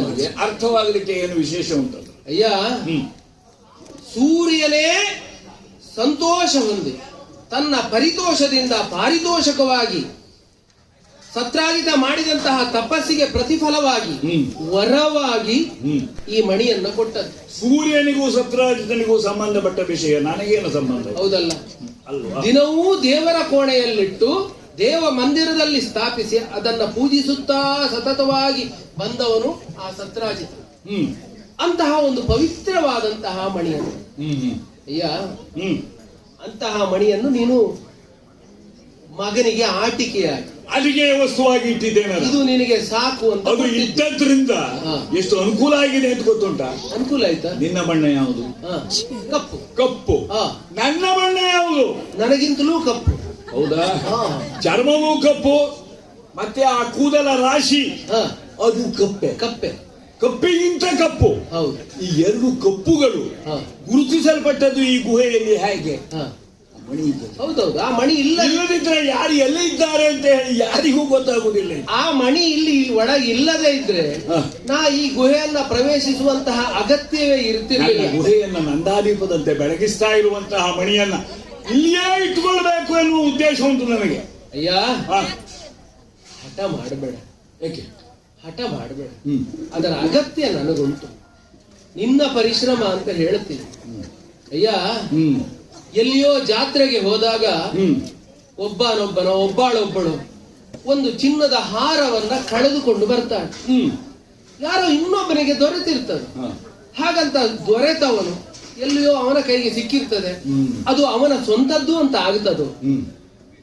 ಅದರ ನಿಜವಾದ ಪ್ರಭುತ್ವವನ್ನ ಹೊಂದಿರುವವನು ಬಂದು ಸ್ವಾಮಿ ಇದು ನನ್ನದ್ದು, ನನಗೆ ಕೊಡಿ ಅಂತ ಕೇಳಿದ್ರೆ ಕೊಡುವುದಿಲ್ಲ. ಇದು ನನ್ನ ಪರಿಶ್ರಮದಿಂದ ನನ್ನ ಕಣ್ಣಿಗೆ ದೇವರೇ ಕೊಟ್ಟ ಪ್ರಸಾದ ಅಂತ ಕೆಳಗೆ ಬಿದ್ದದ್ದನ್ನು ನಾನು ಹೆಕ್ಕಿಕೊಂಡಿದ್ದೇನೆ, ನನಗೆ ದೇವರ ಅನುಗ್ರಹಿಸಿದ್ದು ಅಥವಾ ನನ್ನ ಪರಿಶ್ರಮ, ನಾನು ಅದನ್ನು ಹುಡುಕಿದ್ದೇನೆ ಅಂತ ಹೇಳಿದ್ರೆ ಅದರ ಪ್ರಭುತ್ವ ಅವನದ್ದಾಗುತ್ತದೋ? ಅದು ಆಗುವುದಿಲ್ಲ. ನಿನ್ನ ನಾಡಿನವರಿಗೆ ಹೇಳುವುದು. ನಾವು ಕಾಡಿನವರು. ಕಾಡಿನಲ್ಲಿ ಪ್ರಧಾನ ಯಾವುದು? ಅವರವರ ಬಲ. ಸರಿ.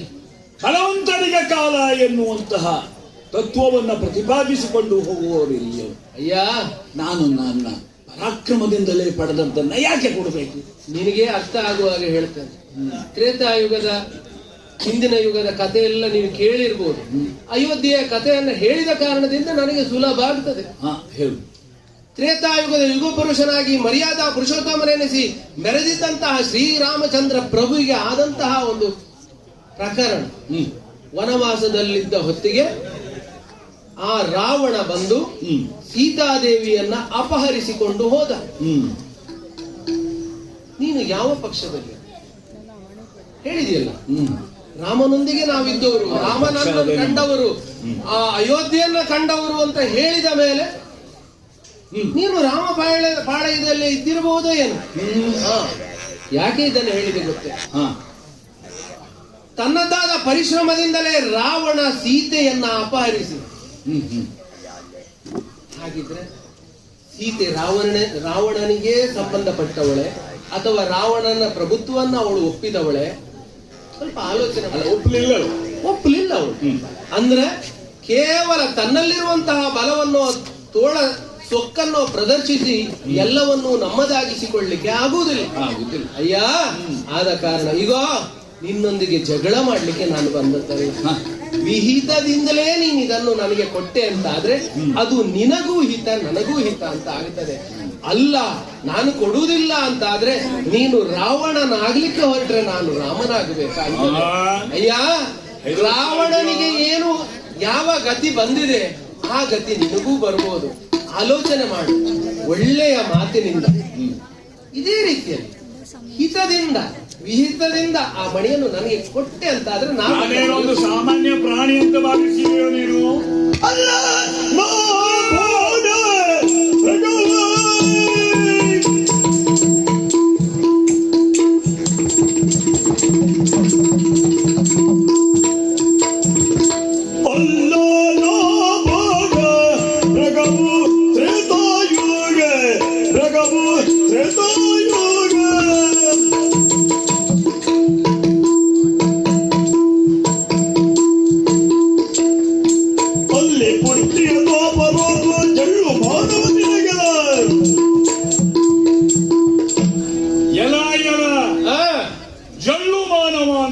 ನಾನು ಕರಿಬೇಕಾಗುತ್ತೆ. ಓಹೋ, ನೀನು ಹೇಳುವ ಮಾತುಗಳನ್ನ ನಾನು ಕೇಳ್ತಾ ಇದ್ದೆ.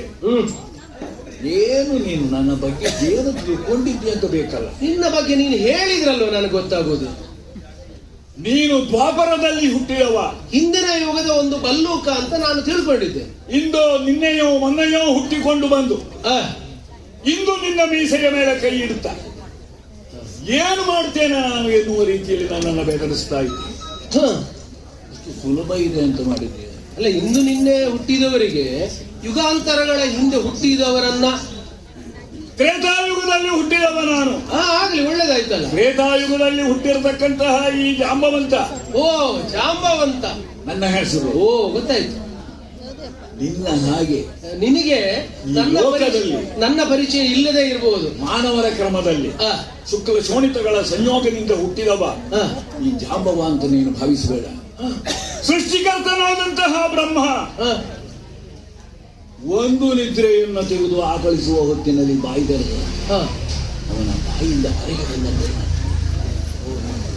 ಬಾಯಿ ತೆರೆದದ್ದು ಯಾಕೋ ಮಾತಾಡ್ಲಿಕ್ಕೆ. ಅವನು ನಿದ್ದೆಯಿಂದ ಎದ್ದ. ಆಕಳಿಕೆ, ಆಲಸ್ಯದಿಂದ ಆಕಳಿಕೆ ಉಂಟಾದಾಗ ಹುಟ್ಟಿ ಬಂದವ ನೀನು. ಬ್ರಹ್ಮನ ಆಲಸ್ಯದ ಒಂದು ರೀತಿ ಸ್ವರೂಪ. ಬ್ರಹ್ಮ ಸೃಷ್ಟಿಯಲ್ಲಿ ಒಂದು ವಿಚಿತ್ರವಾದ ಸೃಷ್ಟಿ ಅಂತ ಇಟ್ಕೋ ನೀನು. ಆಗ್ಲಿ, ಇಲ್ಲ ಅಲ್ಲ, ಎಲ್ಲವೂ ಬ್ರಹ್ಮ ಸೃಷ್ಟಿ ಅಲ್ವಾ? ಬ್ರಹ್ಮ ಸೃಷ್ಟಿ ಅಲ್ಲದೆ ಇರುವಂತದ್ದು ಈ ಲೋಕದಲ್ಲಿ ಯಾವುದಿಲ್ಲ. ಎಲ್ಲವೂ ಬ್ರಹ್ಮ ಸೃಷ್ಟಿ, ಒಪ್ಪಿದ್ದೆ. ಮತ್ತೆ ಹೌದು, ಆದ್ರೆ ಇದೊಂದು ಆಲಸ್ಯದ ಮೂರ್ತ ಸ್ವರೂಪ. ಹಾಗೆ ನಾನು ಸಾಮಾನ್ಯ ಮಾನವರಂತೆ ನಾನು ಹುಟ್ಟಿದವ ಅಲ್ಲ, ವಿಶೇಷ ರೀತಿಯಲ್ಲಿ ಹುಟ್ಟಿದವ. ಹೌದು, ವಿಶೇಷ. ಅಪ್ಪ ಯಾರು ಕೇಳಿದ್ರೆ ಬ್ರಹ್ಮ, ಅಮ್ಮ ಯಾರು ಕೇಳಿದ್ರೆ ಅದು ಬ್ರಹ್ಮವೇ. ದೊಡ್ಡದಲ್ವಾ ಬ್ರಹ್ಮ? ಬ್ರಹ್ಮ ದೊಡ್ಡದೇ, ಅದೇ ಬಹಳ ದೊಡ್ಡ. ಬ್ರಹ್ಮವೇ ಅಲ್ಲ, ಸರ್ವಂ ಬ್ರಹ್ಮಮಯಂ ಜಗತ್. ಹೌದೌದು, ಎಲ್ಲವೂ ಬ್ರಹ್ಮ. ಹೌದು, ಸರ್ವಂ ಕಲ್ವಿದಂ ಬ್ರಹ್ಮ. ಬ್ರಹ್ಮ ಆಗಲಿ. ಅಂತಹ ಆ ಕಾಲದಲ್ಲಿ ಹುಟ್ಟಿದವನು. ಅಯ್ಯ, ಈ ಕಥೆ ಎಲ್ಲ ಯಾರಲ್ಲಿ ಹೇಳುವುದು? ನನ್ನಲ್ಲಿ ನಾವು ಮೊನ್ನೆ ನಿನ್ನೆ ನೀನ್ ಹೇಳಿದೆಯಲ್ಲ ನಿನ್ನೆ ಮೊನ್ನೆ ಹುಟ್ಟಿದವರು. ಹೌದು. ನಿನ್ನೆ ಮೊನ್ನೆ ಹುಟ್ಟಿದ್ರು ನಾವು ಮಾಡಿದಂತಹ ಸಾಧನೆ ಕಡಿಮೆ ಏನು ಮಾಡಿದ್ದೀರಿ ನೀವು? ಅಯ್ಯ ತಿರುಮೆಟ್ಟಿನೊಳಗೆ ನಾನು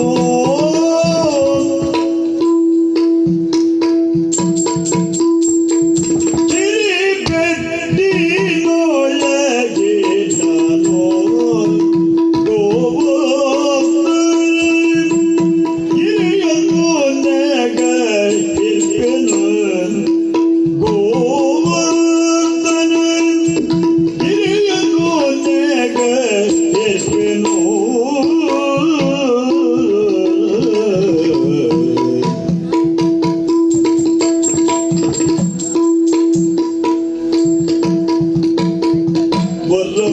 ವರಮಹಾಮೇರು ಪರ್ವತ ಗಂಗೆ ನಿನಗಂತ ಗಿರಿಯ ಕೀಳಲು ಸಾಧ್ಯವೇ ನಿನಗಂತ ಗಿರಿಯ ಕೀಳಲು ಸಾಧ್ಯವೇ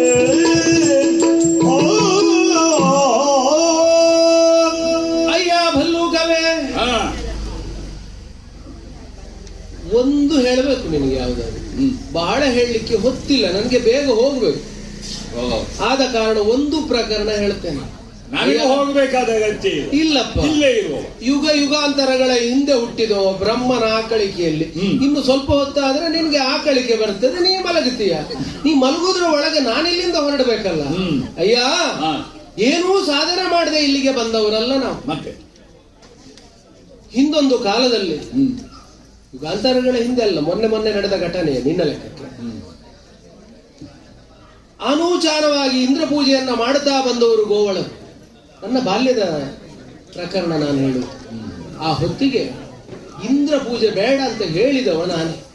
ಇಂದ್ರ ಪೂಜೆಯ ಅಗತ್ಯ ಇಲ್ಲ, ಗೋವರ್ಧನ ಗಿರಿ ನಮ್ಮೆಲ್ಲರಿಗೂ ಹಸಿರನ್ನು ಕೊಟ್ಟದ್ದು, ಅದರ ಪೂಜೆಯನ್ನೇ ಮಾಡೋಣ ಅಂತ ಹೇಳಿದ. ಇದು ಗೊತ್ತಾದಂತಹ ಆ ದೇವೇಂದ್ರ ಏನು ಮಾಡಿದ, ಮುಸಲಧಾರೆಯಂತೆ ಮಳೆಯನ್ನು ಸುರಿಸಿದ. ನಿಲ್ಲಿಕ್ಕೆ ಸ್ಥಳ ಇಲ್ಲ, ಎಲ್ಲವೂ ಕೊಚ್ಚಿಕೊಂಡು ಹೋಗುತ್ತಾ ಇತ್ತು. ಆ ಹೊತ್ತಿಗೆ ಇಡೀ ಗೋವರ್ಧನ ಗಿರಿಯನ್ನೇ ನನ್ನ ಕಿರು ಬೆರಳಿನಿಂದ ಎತ್ತಿದವನು ನಾನಿದ್ದೇನೆ. ಆ ಮೂಲಕ ಗೋವರ್ಧನ ಗಿರಿಯ ಕೆಳಭಾಗದಲ್ಲಿ ಗೋವಳರಿಗೋ ಗೋಪಾಲರಿಗೋ ಗೋಪಿಕೆಯರಿಗೋ ಎಲ್ಲರಿಗೂ ಸ್ಥಾನವನ್ನ ಕೊಟ್ಟೆ. ಅಂತಹ ಗೋವರ್ಧನ ಗಿರಿದಾರಿ ನಾನಿದ್ದೇನೆ. ಇದೆಲ್ಲ ನಿನಗೆ ಆಶ್ಚರ್ಯ ಅನಿಸ್ತದೆ. ಯಾಕೆ ಇಂಥದ್ದು ಬೆಟ್ಟ ಗುಡ್ಡ ಎತ್ತುವುದು ನಿಮ್ಮಿಂದೆಲ್ಲ ಆಗದೆ ಹೋಗದ ಕೆಲಸ ಅದ. ಹೌದಾ? ಶನದಿಗೆ ಸೇತೋ ಬಂದು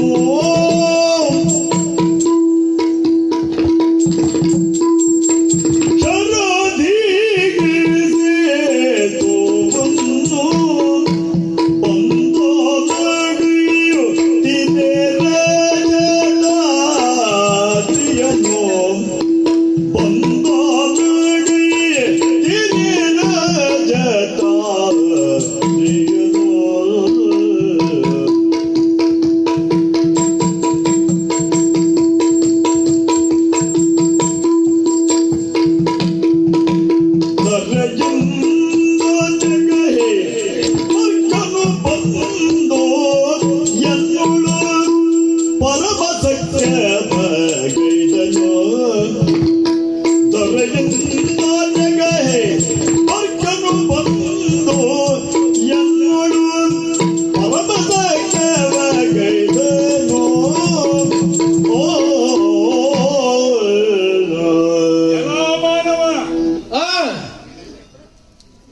ನೀನು ಒಂದು ಗೋವರ್ಧನಗಿರಿಯನ್ನ ಎತ್ತಿದ್ದನ್ನ ಹೇಳಿ ಕಿರು ಬೆಟ್ಟಿನಲ್ಲಿ ಕಿರು ಬೆಟ್ಟವನ್ನು ನೀನು ಎತ್ತಿದ್ದು, ಕಿರು ಬೆಟ್ಟವನ್ನು ಆಗ್ಲಿ.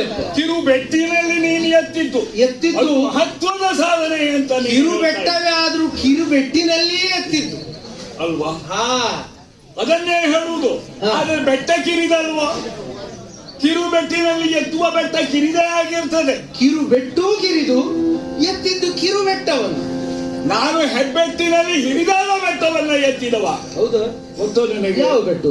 ಶರಣೆಗೆ ಸೇತುವನ್ನು ಕಟ್ಟುವಂತಹ ಆ ಕಾಲದಲ್ಲಿ, ಆ ಕಾಲದಲ್ಲಿ ತ್ರೇತಾಯುಗದಲ್ಲಿ ಲಂಕೆಗೆ ಹೋಗುವಂತಹ ಸಂದರ್ಭ, ಸೇತುವೆ ರಾವಣಾಸುರ ಸೀತೆಯನ್ನ ಕದ್ದ ವಿಷಯವನ್ನ ನೀನು ಹೇಳಿದಿ. ಆ, ಆ ಕಾರಣಕ್ಕೆ ಆ, ರಾಮಮೂರ್ತಿ ಹ್ಮ್ ನಮ್ಮ ವಾನರ ಸೇನೆಯನ್ನು ಒಳಗೊಂಡು ಹ್ಮ್ ಸ್ವರ್ಣಲಂಕೆಯನ್ನು ಪ್ರವೇಶ ಮಾಡಲಿಕ್ಕೆ ಬೇಕಾಗಿ ಹ್ಮ್ ಇಲ್ಲಿ ಸಮುದ್ರ ರಾಜನನ್ನ ಮೊದಲು ಭಜಿಸಿ ಹ್ಮ್ ಸಮುದ್ರ ರಾಜನನ್ನ ಕರೆಸಲಿಕ್ಕೆ ಹ್ಮ್. ಧನುಷ್ಠಂಕಾರ ಮಾಡಿದಂತಹ ಒಂದು ಸ್ಥಳ ಧನುಷ್ಕೋಡಿ ಅಂತ ಕರೆಯಲ್ಪಡುತ್ತದೆ. ಹ್ಮ್ ಹ್ಮ್ ಹ್ಮ್ ಅಲ್ಲಿಯೇ ಹ್ಮ್ ಮಣಲ ಲಿಂಗವನ್ನ ಮಾಡಿ ಹ್ಮ್ ಶ್ರೀರಾಮಮೂರ್ತಿ ಹ್ಮ್. ರಾಮ ಅಲ್ಲೂ ಶಿವಪೂಜೆಯನ್ನು ಮಾಡಿದಂತಹ ಆ ಹೊತ್ತಿನಲ್ಲಿ ಆ, ರಾಮೇಶ್ವರ ಎಂದು ಕರೆಯಲ್ಪಡುವಂತಹ ಸ್ಥಳ ಹೋ ಹೋ ಇವತ್ತಿಗೂ ಕೂಡ ಜನ ಅಲ್ಲಿ ಪೂಜೆ ಪುನಸ್ಕಾರ ಉಂಟಪ್ಪ. ಅಷ್ಟು ಮಾತ್ರವೇ ಅಲ್ಲ, ಹ್ಮ್ ಆ ರಾಮೇಶ್ವರದಿಂದ ಸ್ವರ್ಣಲಂಕೆಗೆ ಆ, ಸೇತುವೆಯನ್ನು ಬರೆಯುವಂತಹ ಆ ಹೊತ್ತಿನಲ್ಲಿ ಆ, ನಮ್ಮ ವಾನರ ಮುಖಂಡನಾದ ನೀಲ ಎನ್ನುವ ತಂತ್ರಜ್ಞಾನಿ ಹ್ಮ್ ಹ್ಮ್ ತಂತ್ರಜ್ಞಾನಿ ಆದಂತಹ ನೀಲ ಪ್ರತಿಯೊಂದು ಬಂಡೆಯ ಮೇಲೂ ರಾಮ ಅಂತ ಬರೆದ್ರೆ ಅಂತ ಬರೆದರೆ ಆ. ಸ್ಥಿರವಾಗಿ ಬಂಡೆ ನೀರಿನಲ್ಲಿ ಆ, ಕುಳಿತು ಬಿಡ್ತಾರೆ. ಆ, ಸುಮಾರು 20 ಯೋಜನೆಗಳ ಉದ್ದ, ಆ, ಒಂದು ದಿನ 10 ಯೋಜನೆಗಳ ಅಗಲ, ಆ. ಸೇತುವೆಯ ಉದ್ದ ಅಗಲ ಅದು. ಒಂದೊಂದು ದಿನ 20 ಯೋಜನೆ. 20 ಯೋಜನ ಒಟ್ಟಿಗೆ ಉದ್ದ ಸೇತುವೆಯ ಉದ್ದ, 10 ಯೋಜನ ಅಗಲ. ಯಾಕೆ? ಯಾಕೆ? 33 ಕೋಟಿ ವಾನರರು, ವಾನರರ ಸಂಚಾರಕ್ಕೆ ಅನುಕೂಲ ಆಗುವ ರೀತಿಯಲ್ಲಿ ಅಂತಹ ಆ ಒಂದು ಸೇತುಬಂಧವನ್ನ ಮಾಡುವಂತಹ ಹೊತ್ತಿನಲ್ಲಿ ಆ, ಎಲ್ಲ ರಾಮ ಕಾರ್ಯವನ್ನ ಹ್ಮ್. ಮಾಡಬೇಕು, ರಾಮ ಸೇವೆಯನ್ನ ಎನ್ನುವಂತಹ ಕಾರಣಕ್ಕೆ ಏನ್ ಮಾಡಿ? ಎಲ್ಲೆಲ್ಲಿ ಇರುವ ಬೆಟ್ಟ ಗುಡ್ಡಗಳು ಆರ್ಯಾವರ್ತದಲ್ಲಿ ಆ, ಅರೆವಾಸಿ ಬೆಟ್ಟಗಳೆಲ್ಲ ಸಮತಟ್ಟಾಗಿ ಮಾಡಿ ಹ. ತಲೆ ಕಡಿಯುವುದು, ಬೆಟ್ಟ ಹೊತ್ಕೊಂಡು ಸಮುದ್ರದಲ್ಲಿ. ಪ್ರಾಯಶಃ ಆ ನಿಮ್ಮ ಕಾಲದಲ್ಲಿ ಪ್ರಪಂಚ ಹೀಗಿರ್ಲಿಲ್ಲ ಏನೋ. ಎಲ್ಲಿ ನೋಡಿದ್ರಲ್ಲಿಯೂ ಬೆಟ್ಟ ಗುಡ್ಡಗಳೇ ಇದ್ದದ್ದೇನೋ. ಬೆಟ್ಟ ಗುಡ್ಡ. ನೀವು 77 ಕೋಟಿ 18 ಪದ್ಮ, 77 ಕೋಟಿ ಕಪಿನಾಯಕರು, 18 ಪದ್ಮ ವಾನರಲ್ಲೋ. ವಾನರರು.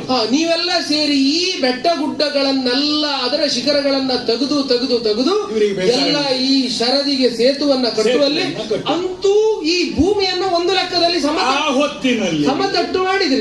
ಕೃಷಿ ಯೋಗ್ಯವಾಗಿ ಮಾಡಿದವರು ನೀವು. ಮಾಡಿದವರು ನಾವು ಕೃಷಿ ಮಾಡಿಕೊಂಡು ಬದುಕುತ್ತಾ ಇದ್ದಾರೆ. ಬದುಕಲಿ ಈಗ ಎಲ್ಲವೂ ನಿಮ್ಮ ಕರುಣೆ, ನಿಮ್ಮ ಕೃಪೆ. ಹಾ. ಆ ಹೊತ್ತಿನಲ್ಲಿ ನೀ ಎಂತ ಮಾಡಿದ್ದು? ಜಾಂಬವ ಜಾಂಬವ ನೀನು ಎಲ್ಲರೂ ಒಂದೊಂದು ಬಂಡೆಯನ್ನು ಹೊತ್ತುಕೊಂಡು ಹೋದರೆ ಆ, ನನ್ನ 2 ಕಾಲಗಳಲ್ಲಿ ಆಚೊಂದು ಈಚೊಂದು 2 ಬಂಡೆ, ಅಬ್ಬ 2 ತೊಡೆಗಳ ಮೇಲೆ 2 ಬಂಡೆಗಳು, ಆ, 2 ಕೈಗಳಲ್ಲಿ 2 ಬಂಡೆಗಳು, ಆ, ತಲೆಯ ಮೇಲೆ ಒಂದು, ಆ, ಕೈಯಲ್ಲಿರುವಂತಹ ಬಂಡೆಯಿಂದ ಮತ್ತೊಂದು ಬಂಡೆ ಹರಿಸು. ಈ ರೀತಿಯಲ್ಲಿ ಚೆಂಡಾಟವಾಡುತ್ತಾ ಅದು ಎಷ್ಟು ಸಾಧುವ ಬದಿಗಿಡುವ. ಅದು ನೀನು ಮಾಡಿದ್ದು ಹೌದಲ್ಲ? ಹೇಳಿದ್ದು ಕೇಳುವಾಗ ಸಂತೋಷ ಆಗ್ತದೆ. ಮಾಡಿದ ಮಾತು. ಅಬ್ಬ, ಕಲ್ಪನೆ ಕಲ್ಪನೆ. ಆ ರೀತಿಯಲ್ಲಿ ಹ್ಮ್. ಅಂತಹ ಸೇತುವೆಯನ್ನು ನಾವು ಬಲಿದಿದ್ದೇವೆ. ಅಲ್ಲ ಅಷ್ಟೇ, ಅದು ಬೇರೆ ಎಲ್ಲಿಯಾದ್ರೂ? ಆ ಸೇತುವೆ ಇವತ್ತಿಗೂ ಅದರ ಅವಶೇಷ ಉಂಟಲ್ಲಿ. ಅಲ್ಲ, ಸೇತುವೆಯನ್ನ ನೀವೇ ಅದನ್ನ ಮುರಿದು ಬಂದವರು. ಸೇತುವೆ ಮಾಡಿದಂತ ಅಲ್ಲ, ಇಂದು ಕಟ್ಟಿದ ಸೇತುವೆ ನಾಳೆ ಒಂದು ಮಳೆಗಾಲ ಕಳೆಯುವುದಿಲ್ಲ ಅದು. ಅಲ್ಲ, ನಾವು ಕಟ್ಟುವುದೇ ಒಂದು ಮಳೆಗಾಲಕ್ಕೆ ಬೇಕಾಗಿ, ಇನ್ನೊಂದು ಮಳೆಗಾಲಕ್ಕೆ ಹೊಸ ಸೇತುವೆ ನಮ್ದು ಕೆಲಸ ನೋಡಿ. ಹಾ, ಮತ್ತೆ ಈ ಕರ್ತೃತ್ವ ಎನ್ನುವುದು, ಈಗ ಒಂದೇ ಸೇತುವೆ ಕಟ್ಟಿದ್ರೆ ಏನಾಗ್ತದೆ? ಕರ್ತೃತ್ವ ಅಲ್ಲಿಗೆ ಮುಗೀತದೆ. ಪ್ರತಿ ವರ್ಷ ಸೇತುವೆಯನ್ನ ಕಟ್ಟುತ್ತಾ ಇರುವುದರಿಂದ ಆ ಸೇತುವೆ ಕಟ್ಟುವಂತಹ ಕರ್ತೃತ್ವ, ಆ ಯೋಚನೆ ಅವೆಲ್ಲವೂ ಇನ್ನೊಂದು ವರ್ಷಕ್ಕೂ ಇನ್ನೊಂದು ತಲೆಮಾರಿಗೂ ನಾವು ಆ ತಂತ್ರಜ್ಞಾನವನ್ನು ಕೊಡ್ತಾ ಹೋಗುತ್ತೇವೆ. ಸೇತುವೆ ಕಟ್ಟುವುದು ಹೇಗೆ ಅಂತ ನೀವು ಒಂದು ಸೇತುವೆ ಕಟ್ಟಿ ಯುಗಗಳವರೆಗೆ ಇದ್ರೆ ಮುಂದಿನ ತಲೆಮಾರಿನವರಿಗೆ ಸೇತುವೆ ಕಟ್ಟುವುದು ಹೇಗೆ ಅಂತ ಗೊತ್ತಿರ್ತದೆ. ಆ ವ್ಯವಸ್ಥೆ ಮಾಡುವ ಉದ್ಧಾರ ಆದ ಹಾಗೆ ವ್ಯವಸ್ಥೆ ಹಾಗೆ ಇರ್ಬೇಕು. ಆಯ್ತಲ್ವಾ? ಆ ರೀತಿಯಲ್ಲಿ ನಾವು ವ್ಯವಹರಿಸಿದವರು. ಮತ್ತೆ ನಾನು ನಮ್ಮ ದೇವರು ನಾವು ಇಷ್ಟೆಲ್ಲ ಮಾಡಿದ್ರು ಕೂಡ ಅವನಿಗೆ ಮೆಚ್ಚುಗೆಯಾದದ್ದು ಅಳಿಲುಂಟಲ್ಲ, 3 ಬೆರಳು ತೋರಿಸಿದೆ ನೋಡಿ. ಆ ಒಂದು ಅಳಿಲಿನ ಮಣಲ ಸೇವೆ. ಅದೆಂತ ನೀರಿಗೆ ಹೋಗಿ ಅದು ಸಮುದ್ರ ನೀರಿನಲ್ಲಿ ಮುಳುಗುದು, ಸಮುದ್ರದ ದಂಡೆಗೆ ಬಂದು ಅಲ್ಲಿ ಹೊರಟು. ಆಗ ಆ ಬಾಲಕಂಠಿದ ಮರಳನ್ನು ತಕೊಂಡು ಹೋಗಿ ಮತ್ತೆ ಸಮುದ್ರದಲ್ಲಿ ಮುಳುಗುದು. ಈ ರೀತಿ ಮಾಡಿದಂತಹ ಅಳಿಲನ್ನ ಸಂತೋಷದಿಂದ ರಾಮದೇವರು ಅದನ್ನು ಹಿಡ್ಕೊಂಡು ಬೆನ್ನ ಮೇಲೆ ಹೀಗೆ 3 ಕೆರೆ ಹೇಳಿದ್ರು. ಹಾಗಾದ್ರೆ ಅರ್ಥ ಆಯ್ತಲ್ಲ, ಈಗ ನಾ ಹೇಳಬೇಕಾದ್ದೇನಿಲ್ಲ. ಅಳಿಲ ಸೇವೆ ಎನ್ನುವಂತಹದ್ದು ನಮ್ಮ ರಾಮದೇವರಿಗೆ ಪ್ರಿಯ ಆಗಿದೆ. ಅದು ಬಿಡು. ರಾಮದೇವರಿಗೆ ಸಂತೋಷ ಕೊಟ್ಟದ್ದು ನಿಮ್ಮ ಸೇವೆ ಅಲ್ಲ, ನಮ್ಮ ಸೇವೆ. ಅಳಿಲು ಸೇವೆ ಅಂತ ನೀನೇ ಹೇಳಿದಾಗ ಅದು ಅಳಿಲ ಸೇವೆ ಎನ್ನುವುದು ಕೂಡ ಅದು ಸಣ್ಣ ಸೇವೆಯೇ ಆದರೂ ಕೂಡ ಅದನ್ನು ಕೂಡ ಮೆಚ್ಚುವಂತಹ ಮನೋಭಾವ ನಮ್ಮ ರಾಮದೇವರಲ್ಲಿತ್ತು. ಯಾವುದೇ ರೀತಿಯ ಸಂಕುಚಿತ ಬುದ್ಧಿ ರಾಮದೇವರಲ್ಲಿ ಇರಲಿಲ್ಲ ಎನ್ನುವುದನ್ನ ಹೇಳಲಿಕ್ಕೆ ಬರುತ್ತದೆ. ಓ, ಆದ್ರಿಂದ ಇಂತಹ ಪರಾಕ್ರಮಿಗಳು ನಾವು ಸೂರ್ಯದೇವನೊಂದಿಗೆ ನಾನು ಪಂಚವನ್ನ ಮಾಡಿ ಮೇರುಗಿರಿಗೆ 21 ಸಿಕ್ಕು ಬಂದಿದೆ. ನನ್ನ ವಿಷಯ ನೀನು ತಿಳ್ಕೊಂಡದ್ದು ಸಾಲದು.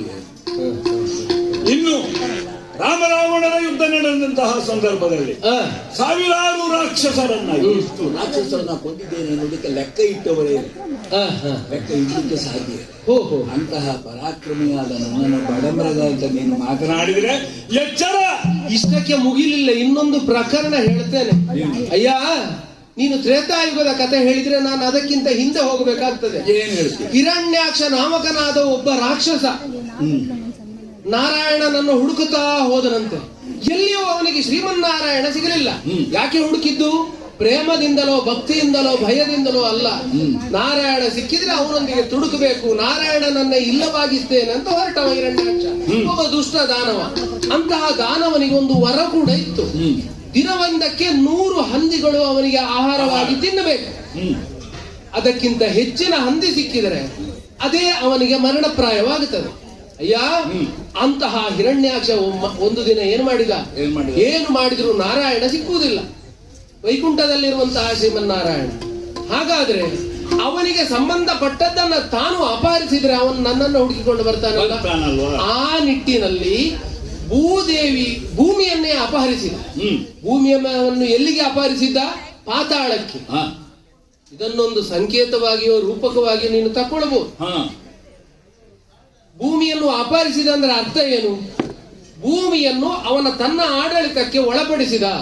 ಆವಾಗ ಪಾತಾಳಕ್ಕೆ ಹೋಯಿತು ಅಂದ್ರೆ ಕತ್ತಲ ಆವರಿಸಿತು, ಅಂದ್ರೆ ಭೂಮಿ ಎಲ್ಲ ಅಜ್ಞಾನದಿಂದಲೇ ತುಂಬಿಕೊಂಡಿತು ಅಂತಲೇ ಅರ್ಥ.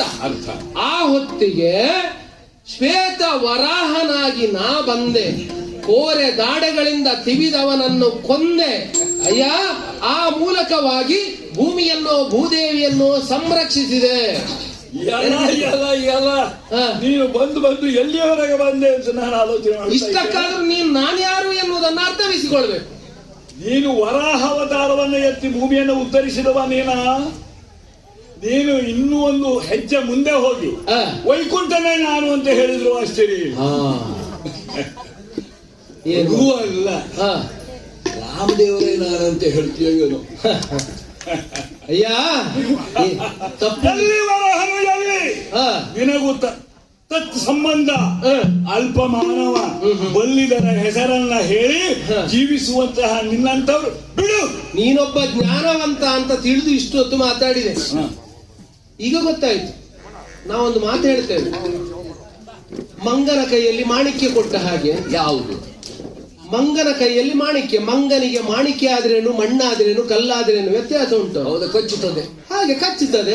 ಇದು ಸಿಹಿ ಇಲ್ಲ ಅಂತ ಮಾಣಿಕ್ಯವನ್ನೇ ಆಗ್ಲಿ ವಜ್ರವನ್ನೇ ಆಗ್ಲಿ ಅದು ಬಿಸಾಡ್ತದೆ. ಈಗ ನೀನು ಹಾಗೆ ಆದಿಯಲ್ಲ. ಇಲ್ಲದಿದ್ರೆ ನೀನು ಆ ಒಂದು ಕಾಲದಲ್ಲಿ ತಾನೇನು ಮಾಡಿದ್ದೇನೆ, ನೀನು ಹೋದದ್ದು ಸೇತುವೆ ಕಟ್ಟಿದ್ದು ಪ್ರಾಯ ಆದವು ಹೀಗೆ. ಇನ್ನೊಂದು ಕಾಲದಲ್ಲಿ ಈಗ ನೀವು ಮಾಡಿದ್ದು ಯಾವುದು ಏನು ಅಲ್ಲ. ಇನ್ನೊಂದು ಕಾಲದಲ್ಲಿ ನಾವು ಕೈಯಲ್ಲೇ ಕೊಬ್ಬರಿಯನ್ನ ಹೀಗೆ ಒತ್ತಿ ಹಿಡಿದು ಪುಡಿ ಮಾಡಿ ಅದರಿಂದ ಎಣ್ಣೆಯನ್ನ ತೆಗಿತಿದ್ದೆವು. ಈಗ ನೀವು ಮಾಡಿದ್ದು ಏನು ಅಲ್ಲ. ಕಲ್ಲನ್ನ ಬುದ್ಧಿ ಎಣ್ಣೆ ತೆಗೆದವರು ನಾವು ಅಂತ ಹೆಗ್ಗಳಿಕೆ ಹೇಳಿಕೊಳ್ಳುವುದು ಇದ್ದದೆ. ಅಂತಹ ಒಬ್ಬ ಹಿರಿಯವ ಪ್ರಾಯ ಆದವ ನೀನು ಆದಿಯಲ್ಲ. ಅಯ್ಯ, ಜ್ಞಾನಹೀನಗೆ ಮಾಣಿಕ್ಯವಾದ್ರೇನು, ಕನಕವಾದ್ರೇನು, ಮಣ್ಣಾದ್ರೇನು ಎಲ್ಲದೂ ಒಂದೇ ಅಲ್ವೇ. ಚಿನ್ನ ಯಾವುದು ಮಣ್ಣು ಎನ್ನುವ ವ್ಯತ್ಯಾಸ ಗೊತ್ತಿಲ್ಲದವನ ನೀನು. ನಿನ್ನ ಹತ್ರ ಮಾತಿಲ್ಲ. ಒಳ್ಳೆ ಮಾತಿನಲ್ಲಿ ಕೊಡ್ತೀಯೋ ಇಲ್ಲೋ? ಕೊಡುವುದಿಲ್ಲ. ಇಲ್ಲ ಇಲ್ಲ. ಹಾಗಿದ್ರೆ ಕೆಲವು ಕಾಯಿಲೆಗಳಿಗೆ ಪೆಟ್ಟೆ ಮತ್ತು ಏನು ನೋಡುವ.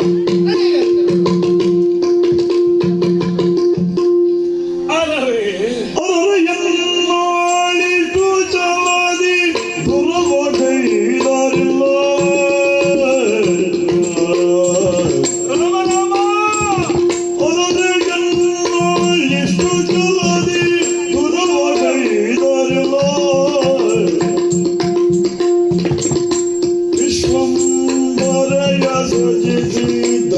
ಮಹಾನ್ ಪುರುಷ ದೀನಲ ವಿಶ್ವಂಬರಯ ಸಚಿತಿದಂತ ಮಹಾನ್ ಪುರುಷ ದೀನಲ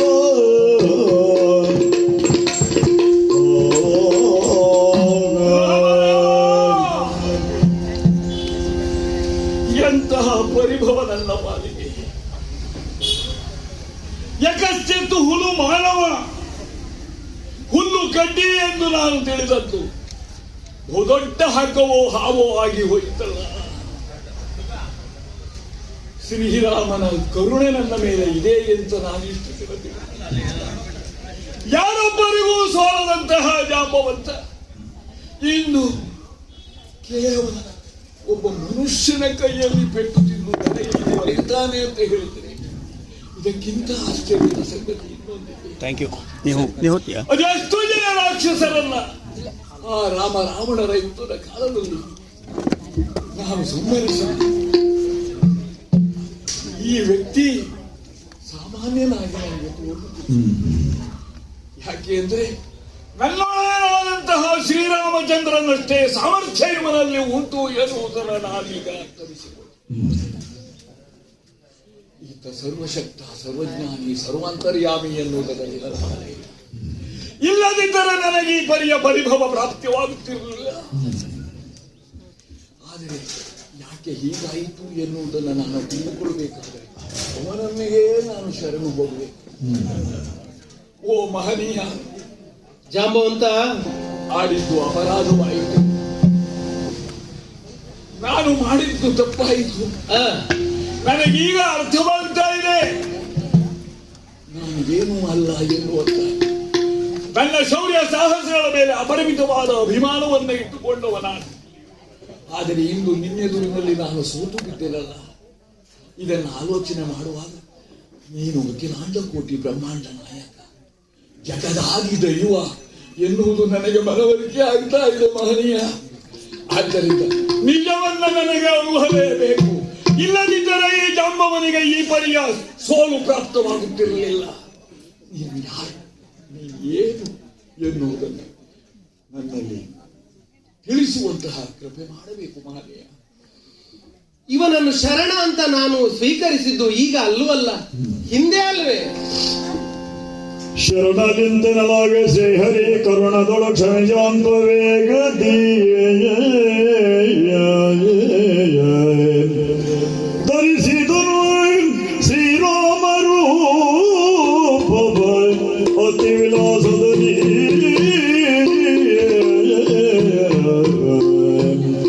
ರಾಮ ರಾಘವ ದಶರಥ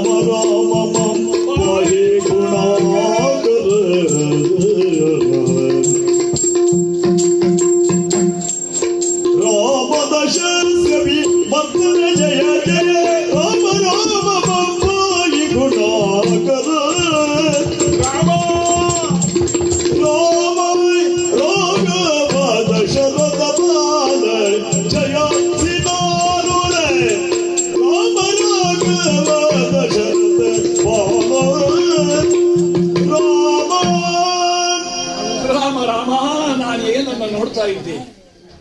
ಯಾವಾಗ ನನ್ನ ಹುಲುಮಾನವ ಎಂದು ತಿಳಿದು ಇದುವರೆಗೆ ಅವನೊಡನೆ ಹೋರಾಟ ಮಾಡಿದನು. ರಾಮಮೂರ್ತಿಯಾಗಿ ನನ್ನ ಎದುರಿನಲ್ಲಿ ಹಾಕಬೇಕಿದ್ದಾರೆ.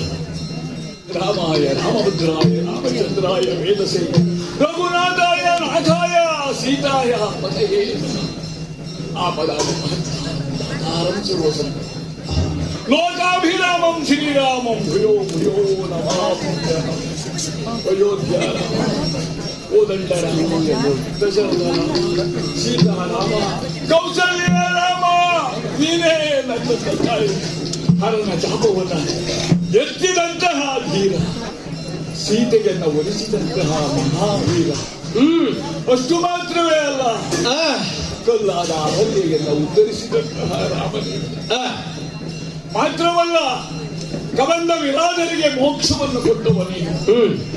ಸಿದ್ಧಾಶ್ರಮದಲ್ಲಿ ತಾಟಕಿ ಸುಬಾಹುಗಳೆನ್ನುವಂತಹ ರಾಕ್ಷಸರ ಸಂಹಾರ ಮಾಡಿ ಯಾಗರಕ್ಷೆಯನ್ನು ಮಾಡಿದವನೇ. ಅಷ್ಟು ಮಾತ್ರವೇ ಅಲ್ಲ, ವಾಲಿಯನ್ನು ಸಂಹಾರ ಮಾಡಿ ಸುಗ್ರೀವನಿಗೆ ಕಿಷ್ಕಿಂಧೆಯ ಪಟ್ಟಾಭಿಷೇಕವನ್ನು ಕೊಟ್ಟವನೇ.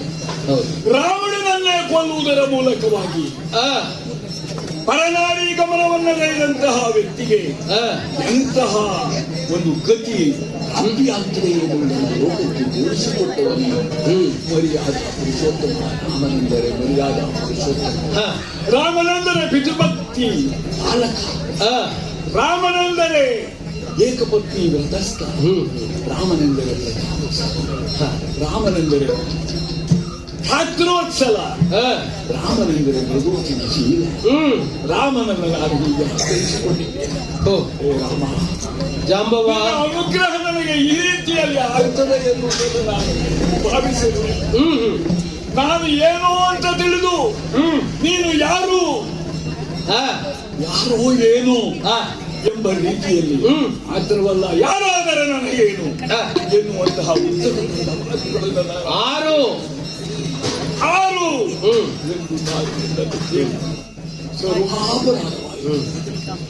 ನನ್ನ ಮೇಲೆ ನಿನ್ನ ಕರುಣೆ ಯಾಕೆ ಈ ಸಂದರ್ಭದಲ್ಲಿ ಲುಪ್ತವಾಗಿ ಹೋಯಿತು ನನಗೆ ಅರ್ಥವಾಗುವುದಿಲ್ಲ ದೇವ.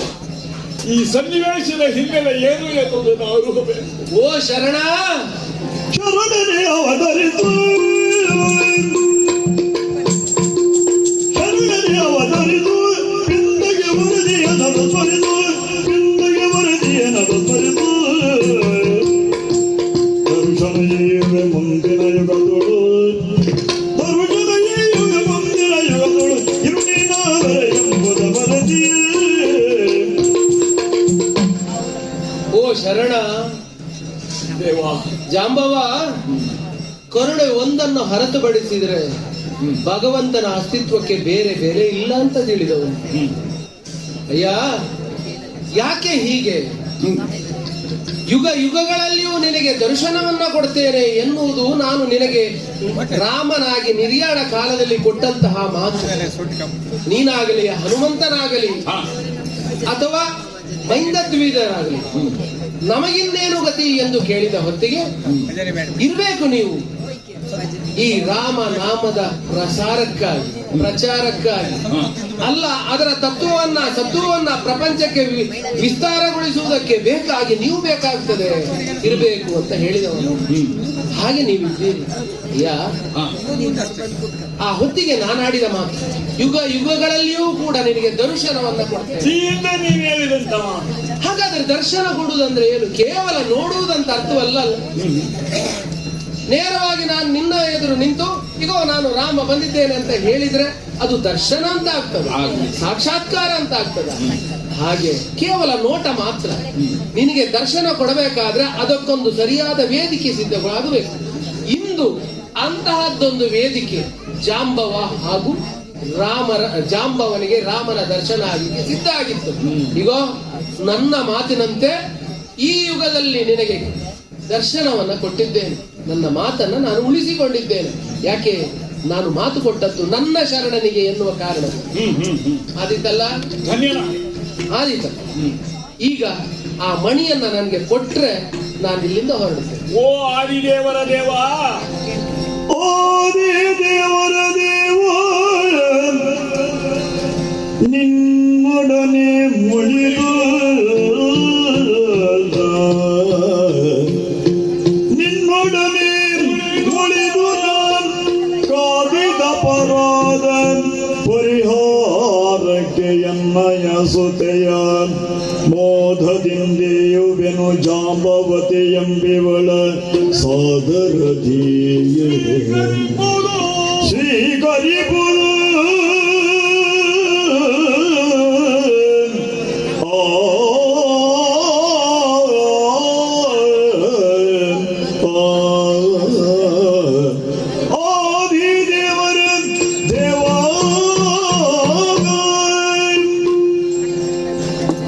ದೇವರ ದೇವ, ಜಾಂಬವರೇ, ನನಗೆ ಈ ಬದುಕು ಸಾಕು. ಹ್ಮ್ ತ್ರೇತಾಯುಗ ಆ ಮುಗಿದು ಹ್ಮ್ ದ್ವಾಪರಕ್ಕೆ ಬರಲಿಕ್ಕೆ ಹಾ ಇಲ್ಲಿಯವರೆಗೂ ನಾನು ಬದುಕು, ಆ ನನಗಿನ್ನ ಈ ಬದುಕು ಬೇಕಂತಿಲ್ಲ. ಆ ಈ ಹಿಂದೆ ಕೇಳಿದಾಗ ತ್ರೇತಾಯುಗದ ಅಂತ್ಯದಲ್ಲಿ ನಿನಗೆ ಮೋಕ್ಷ, ಹೌದಪ್ಪ. ಅಲ್ಲ ದ್ವಾಪರೆಯ ಅಂತ್ಯಕ್ಕೆ ನೀ ಹುಟ್ಟಿದ್ದು ತ್ರೇತಾಯುಗದಲ್ಲಿಯೂ ಅಲ್ಲ, ಎಲ್ಲಿಯೋ ಕೃತಯುಗದ ಆರಂಭದಲ್ಲಿ ನೀನು ಹುಟ್ಟಿದವ. ರಾಮದೇವ, ಆ ನಾನು ಘೋರವಾದ ಅಪರಾಧವನ್ನು ಮಾಡಿದೆ. ಯಾವುದು? ನಿನ್ನೊಡನೆ ಕಾದಿ ಮುಳಿದು ಕಾದಿ ಆ ಗೈದ ಅಪರಾಧ ಪರಿಹಾರ ಆಗಬೇಕು. ಓಹೋ. ದೇವದೇವನಾದ ನಿನ್ನೊಡನೆ ಹೋರಾಟವನ್ನು ಮಾಡಿದಂತಾದ್ದು, ಆ ನಿನಗೆ ವಿರುದ್ಧವಾಗಿ ಮಾತನಾಡಿದಂತ ಓ ಮಾಡಿದ್ದು ಸರ್ವಾಪರಾಧ ಆಗಿ ಹ್ಮ್ ಅದರ ಪರಿಹಾರ ಹೇಗಾಗ್ತದೆ ನನಗೆ ಗೊತ್ತಿಲ್ಲ. ಆ ಆದರೂ ಕೂಡ ಆ ಅದರ ಪರಿಹಾರಕ್ಕೆ ನಾನೊಂದು ಮಾರ್ಗವನ್ನು ಸೂಚಿಸ್ತಾ ಇದ್ದೇನೆ. ಅಯ್ಯ, ನೀ ಮಾಡಿದಂತಹ ಕಾರ್ಯ ಈಗ ದೇವನಾಗಿ ನೀ ಕಂಡ ನಂತರ ಈ ಪ್ರಪಂಚ ಎಲ್ಲ ದೇವನ ಮನುಜ ಲೀಲೆ ಅಂತಲೇ ಒಪ್ಪಿಕೊಳ್ಬೇಕಲ್ಲ. ಹಾಗಿದ್ರೆ ನಡೆದಂತಹ ಎಲ್ಲಾ ಘಟನೆಗಳು ಕೂಡ ಅಘಟಿತ ಘಟನಾ ಕರ್ತೃವಾದಂತಹ ನನ್ನ ಲೀಲೆ ಎಂದೇ ನೀನು ಅರಿಯಬೇಕು. ಅಷ್ಟೇ ವಿನಃ ಅದರಲ್ಲಿ ಕರ್ತೃತ್ವವನ್ನ, ಅಂದ್ರೆ ನೀನು ನನಗೆ ಹೊಡೆದದ್ದು ಅದು ಅಪರಾಧ, ನನ್ನಿಂದ ಅಪರಾಧ ಆಗಿದೆ ಎನ್ನುವಂತಹ ಕರ್ತೃತ್ವವನ್ನ ನಿನ್ನ ಮೇಲೆ ನೀ ಹೇರಿಕೊಳ್ಳುವ ಹಾಗಿಲ್ಲ. ಆದೀತು. ಆದರೂ ಕೂಡ ಒಂದು ಮಾತನ್ನು ಹೇಳ್ತೇನೆ. ಆ, ನಾನು ನಿರ್ವಹಿಸಬೇಕಾದ ಕರ್ತವ್ಯ ಭಾಗವನ್ನು ಉಳಿದು ಹೋಗಿದೆ ದೇವ. ಹೌದಾ? ಮುಗ್ಧೆಯಾದಂತಹ ಈ ಜಾಂಬವತಿಯನ್ನು ನೋಡು, ಈಗ ವಿವಾಹಕ್ಕೆ ಯೋಗ್ಯಳಾಗಿದೆ. ಈಗ ಅವಳ ಮದುವೆಯನ್ನ ನಾ ಮಾಡಿಸ್ಬೇಕಾ? ಮದುವೆ ಮಾಡಿಸಬೇಕು ಎನ್ನುವುದಕ್ಕಿಂತ ನೀನೇ ಮದುವೆ ಆಗಬೇಕು ಅಂತ ನಾನು ಕೇಳುವುದು ಒಳ್ಳೇದಲ್ವಾ? ದೇವಾದಿ ದೇವ, ಅಂತೂ ನೀ ಹೊಡೆದದ್ದಕ್ಕೆ ಪ್ರತಿಯಾಗಿ ಈ ಕನ್ಯಾಮಣಿಯನ್ನು ನಾನು ಕೊಡುವುದರ ಮೂಲಕ ಕನ್ಯಾದಾನ, ಮಾನವರಲ್ಲಿ ಕನ್ಯಾದಾನಕ್ಕಿಂತ ಶ್ರೇಷ್ಠವಾದ ದಾನ ಮತ್ತೆ ಯಾವುದೂ ಇಲ್ಲ. ಯಾಕೆ ಗೊತ್ತೇ? ಮಾನವರಲ್ಲಿ, ನಮ್ಮಲ್ಲಿ ಅಲ್ಲ. ಯಾಕೆ ಗೊತ್ತೇ? ಎಲ್ಲಾ ದಾನಗಳನ್ನ ತಕ್ಕೊಂಡವರು ಪುನಃ ಹಿಂತಿರುಗಿ ಆ ದಾನವನ್ನ ಮಾಡುವ ಮೂಲಕವಾಗಿ ಆ ದಾನದಿಂದ ಏನು ನಮಗೆ ಬಂದಿದೆ ಅದನ್ನ ತಿರುಗಿ ಕೊಡಬಹುದು, ಆ ಋಣವನ್ನ ಕಳೆದುಕೊಳ್ಳಿಕ್ಕಾಗ್ತದೆ. ಆದ್ರೆ ಕನ್ಯಾದಾನ ಮಾಡುವಂತಹ ಯೋಗ ಎಲ್ಲರಿಗೂ ಸಿಕ್ಕುವುದಿಲ್ಲವಲ್ಲ. ಹಾಗಾಗಿ ಕನ್ಯಾದಾನ ಎನ್ನುವುದು ಶ್ರೇಷ್ಠ. ಹಾಗಾಗಿ ನನ್ನ ಪಾಲಿಗೆ ಆ ಒಂದು ಯೋಗ ಇದೆ. ಹೌದು.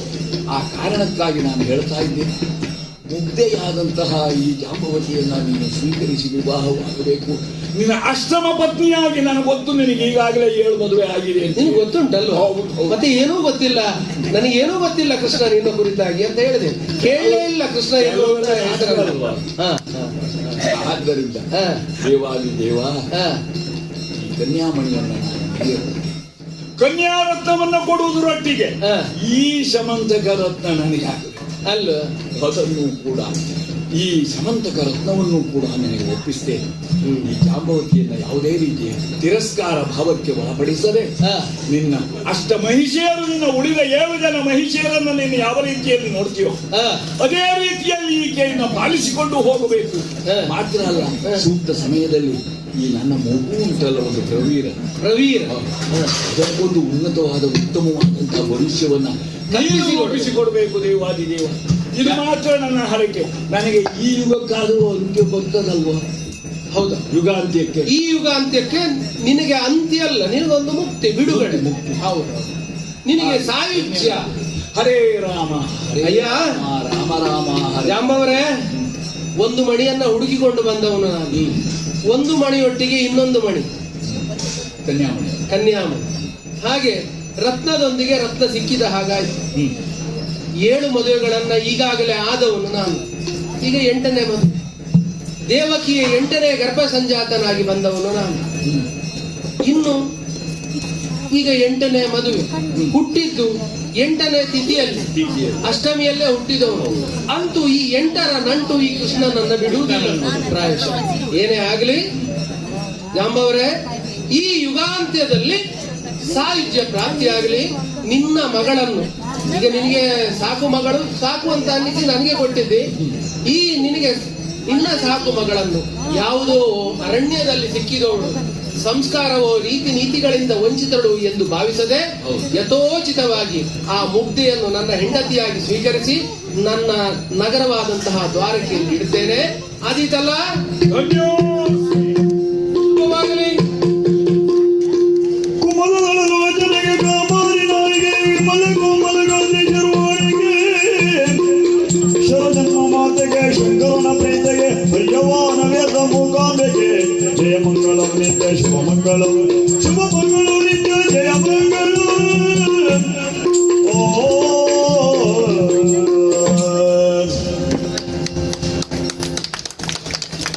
ಇಷ್ಟು ಹೊತ್ತು ಜಾಂಬವತಿ ಕಲ್ಯಾಣ ಎನ್ನುವಂತಹ ಕಥಾನಕದ ಮೂಲಕ ನಮ್ಮೆಲ್ಲರಿಗೂ ಪೌರಾಣಿಕ ಜ್ಞಾನವನ್ನ ಒದಗಿಸಿದಂತಹ ಕಲಾವಿದರೆಲ್ಲರಿಗೂ ಶಿರವಾಗಿ ನಮಿಸುತ್ತಾ ಇದೀಗ ಹಿರಿಯರಾದಂತಹ ಶ್ರೀತ ಉಪೇಂದ್ರ ಸೋಮಯಾಜಿ ಸರ್ ಅವರು ಗೌರವಧನವನ್ನು ನೀಡಿ ಗೌರವಿಸಬೇಕು ಎನ್ನುವುದಾಗಿ ಕೇಳಿಕೊಳ್ಳುತ್ತೇನೆ. ಭಾಗವತರಿಗೆ ಹಾಗೂ ಮತ್ತಲೆಯರಿಗೆ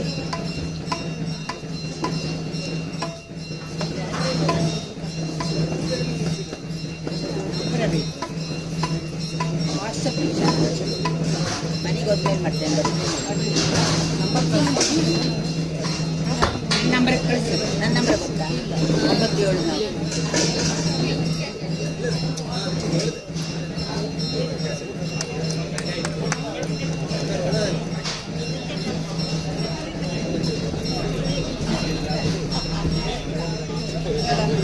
97 ಅದೇ ರೀತಿ ಇಷ್ಟೊತ್ತು ಜಾಂಬವ ಮತ್ತು ಕೃಷ್ಣರಾಗಿ ರಂಜಿಸಿದಂತಹ ಶ್ರೀಯುತ ರಾಮದೇವ ಐತಾಳ ಮತ್ತು ಶ್ರೀಯುತ ವೈಕುಂಠ ಹೆರಳೆ ಅವರಿಗೆ ಸ್ನೇಹಪೂರ್ವಕವಾದ ಗೌರವವನ್ನು ಸಲ್ಲಿಸಿಕೊಳ್ತಾ ಇದ್ದೇವೆ. ಧನ್ಯವಾದ. ಈಗಾಗಲೇ ಮಂಗಳಾರತಿ ಆಚೆ ನಡೀತಾ ಇದೆ. ಮಂಗಳಾರತಿ ಆದ ನಂತರ ಅಲ್ಲೇ ನಾವು ಈ ಕಾರ್ಯಕ್ರಮದ ನೇತೃತ್ವವನ್ನು ವಹಿಸಿದಂತಹ ಪುರೋಹಿತರಾದಂತಹ ಶ್ರೀಯುತ ರಘುರಾಮ ಐತಾಳ ಮತ್ತು ಶ್ರೀಯುತ ಹರಿಕೃಷ್ಣ ಸೋಮಯಾಜಿ ಕಾರ್ಕಡ ಇವರಿಬ್ಬರನ್ನು ಕೂಡ ಅಲ್ಲಿಯೇ ಸನ್ಮಾನಿಸಿಕೊಳ್ಳಲಿಕ್ಕಿದ್ದೇವೆ. ಆ ಕಾರ್ಯಕ್ರಮಕ್ಕೆ ಎಲ್ಲರೂ ಜೊತೆಗೂಡಬೇಕು ಎನ್ನುವುದಾಗಿ ಕೇಳಿಕೊಳ್ತಾ ಇದ್ದೇವೆ. ನಂತರ ಪ್ರಸಾದ ಭೋಜನ ಅದನ್ನು ಸ್ವೀಕರಿಸಿ ಸಂಜೆ ಮತ್ತೆ 4:00 ಸಾಂಸ್ಕೃತಿಕ ಕಾರ್ಯಕ್ರಮ ಮುಂದುವರಿತದೆ. ಮಹಿಳಾ ವೇದಿಕೆ ಸಾಲಿಗ್ರಾಮ ಈ ತಂಡದ ಸದಸ್ಯರಿಂದ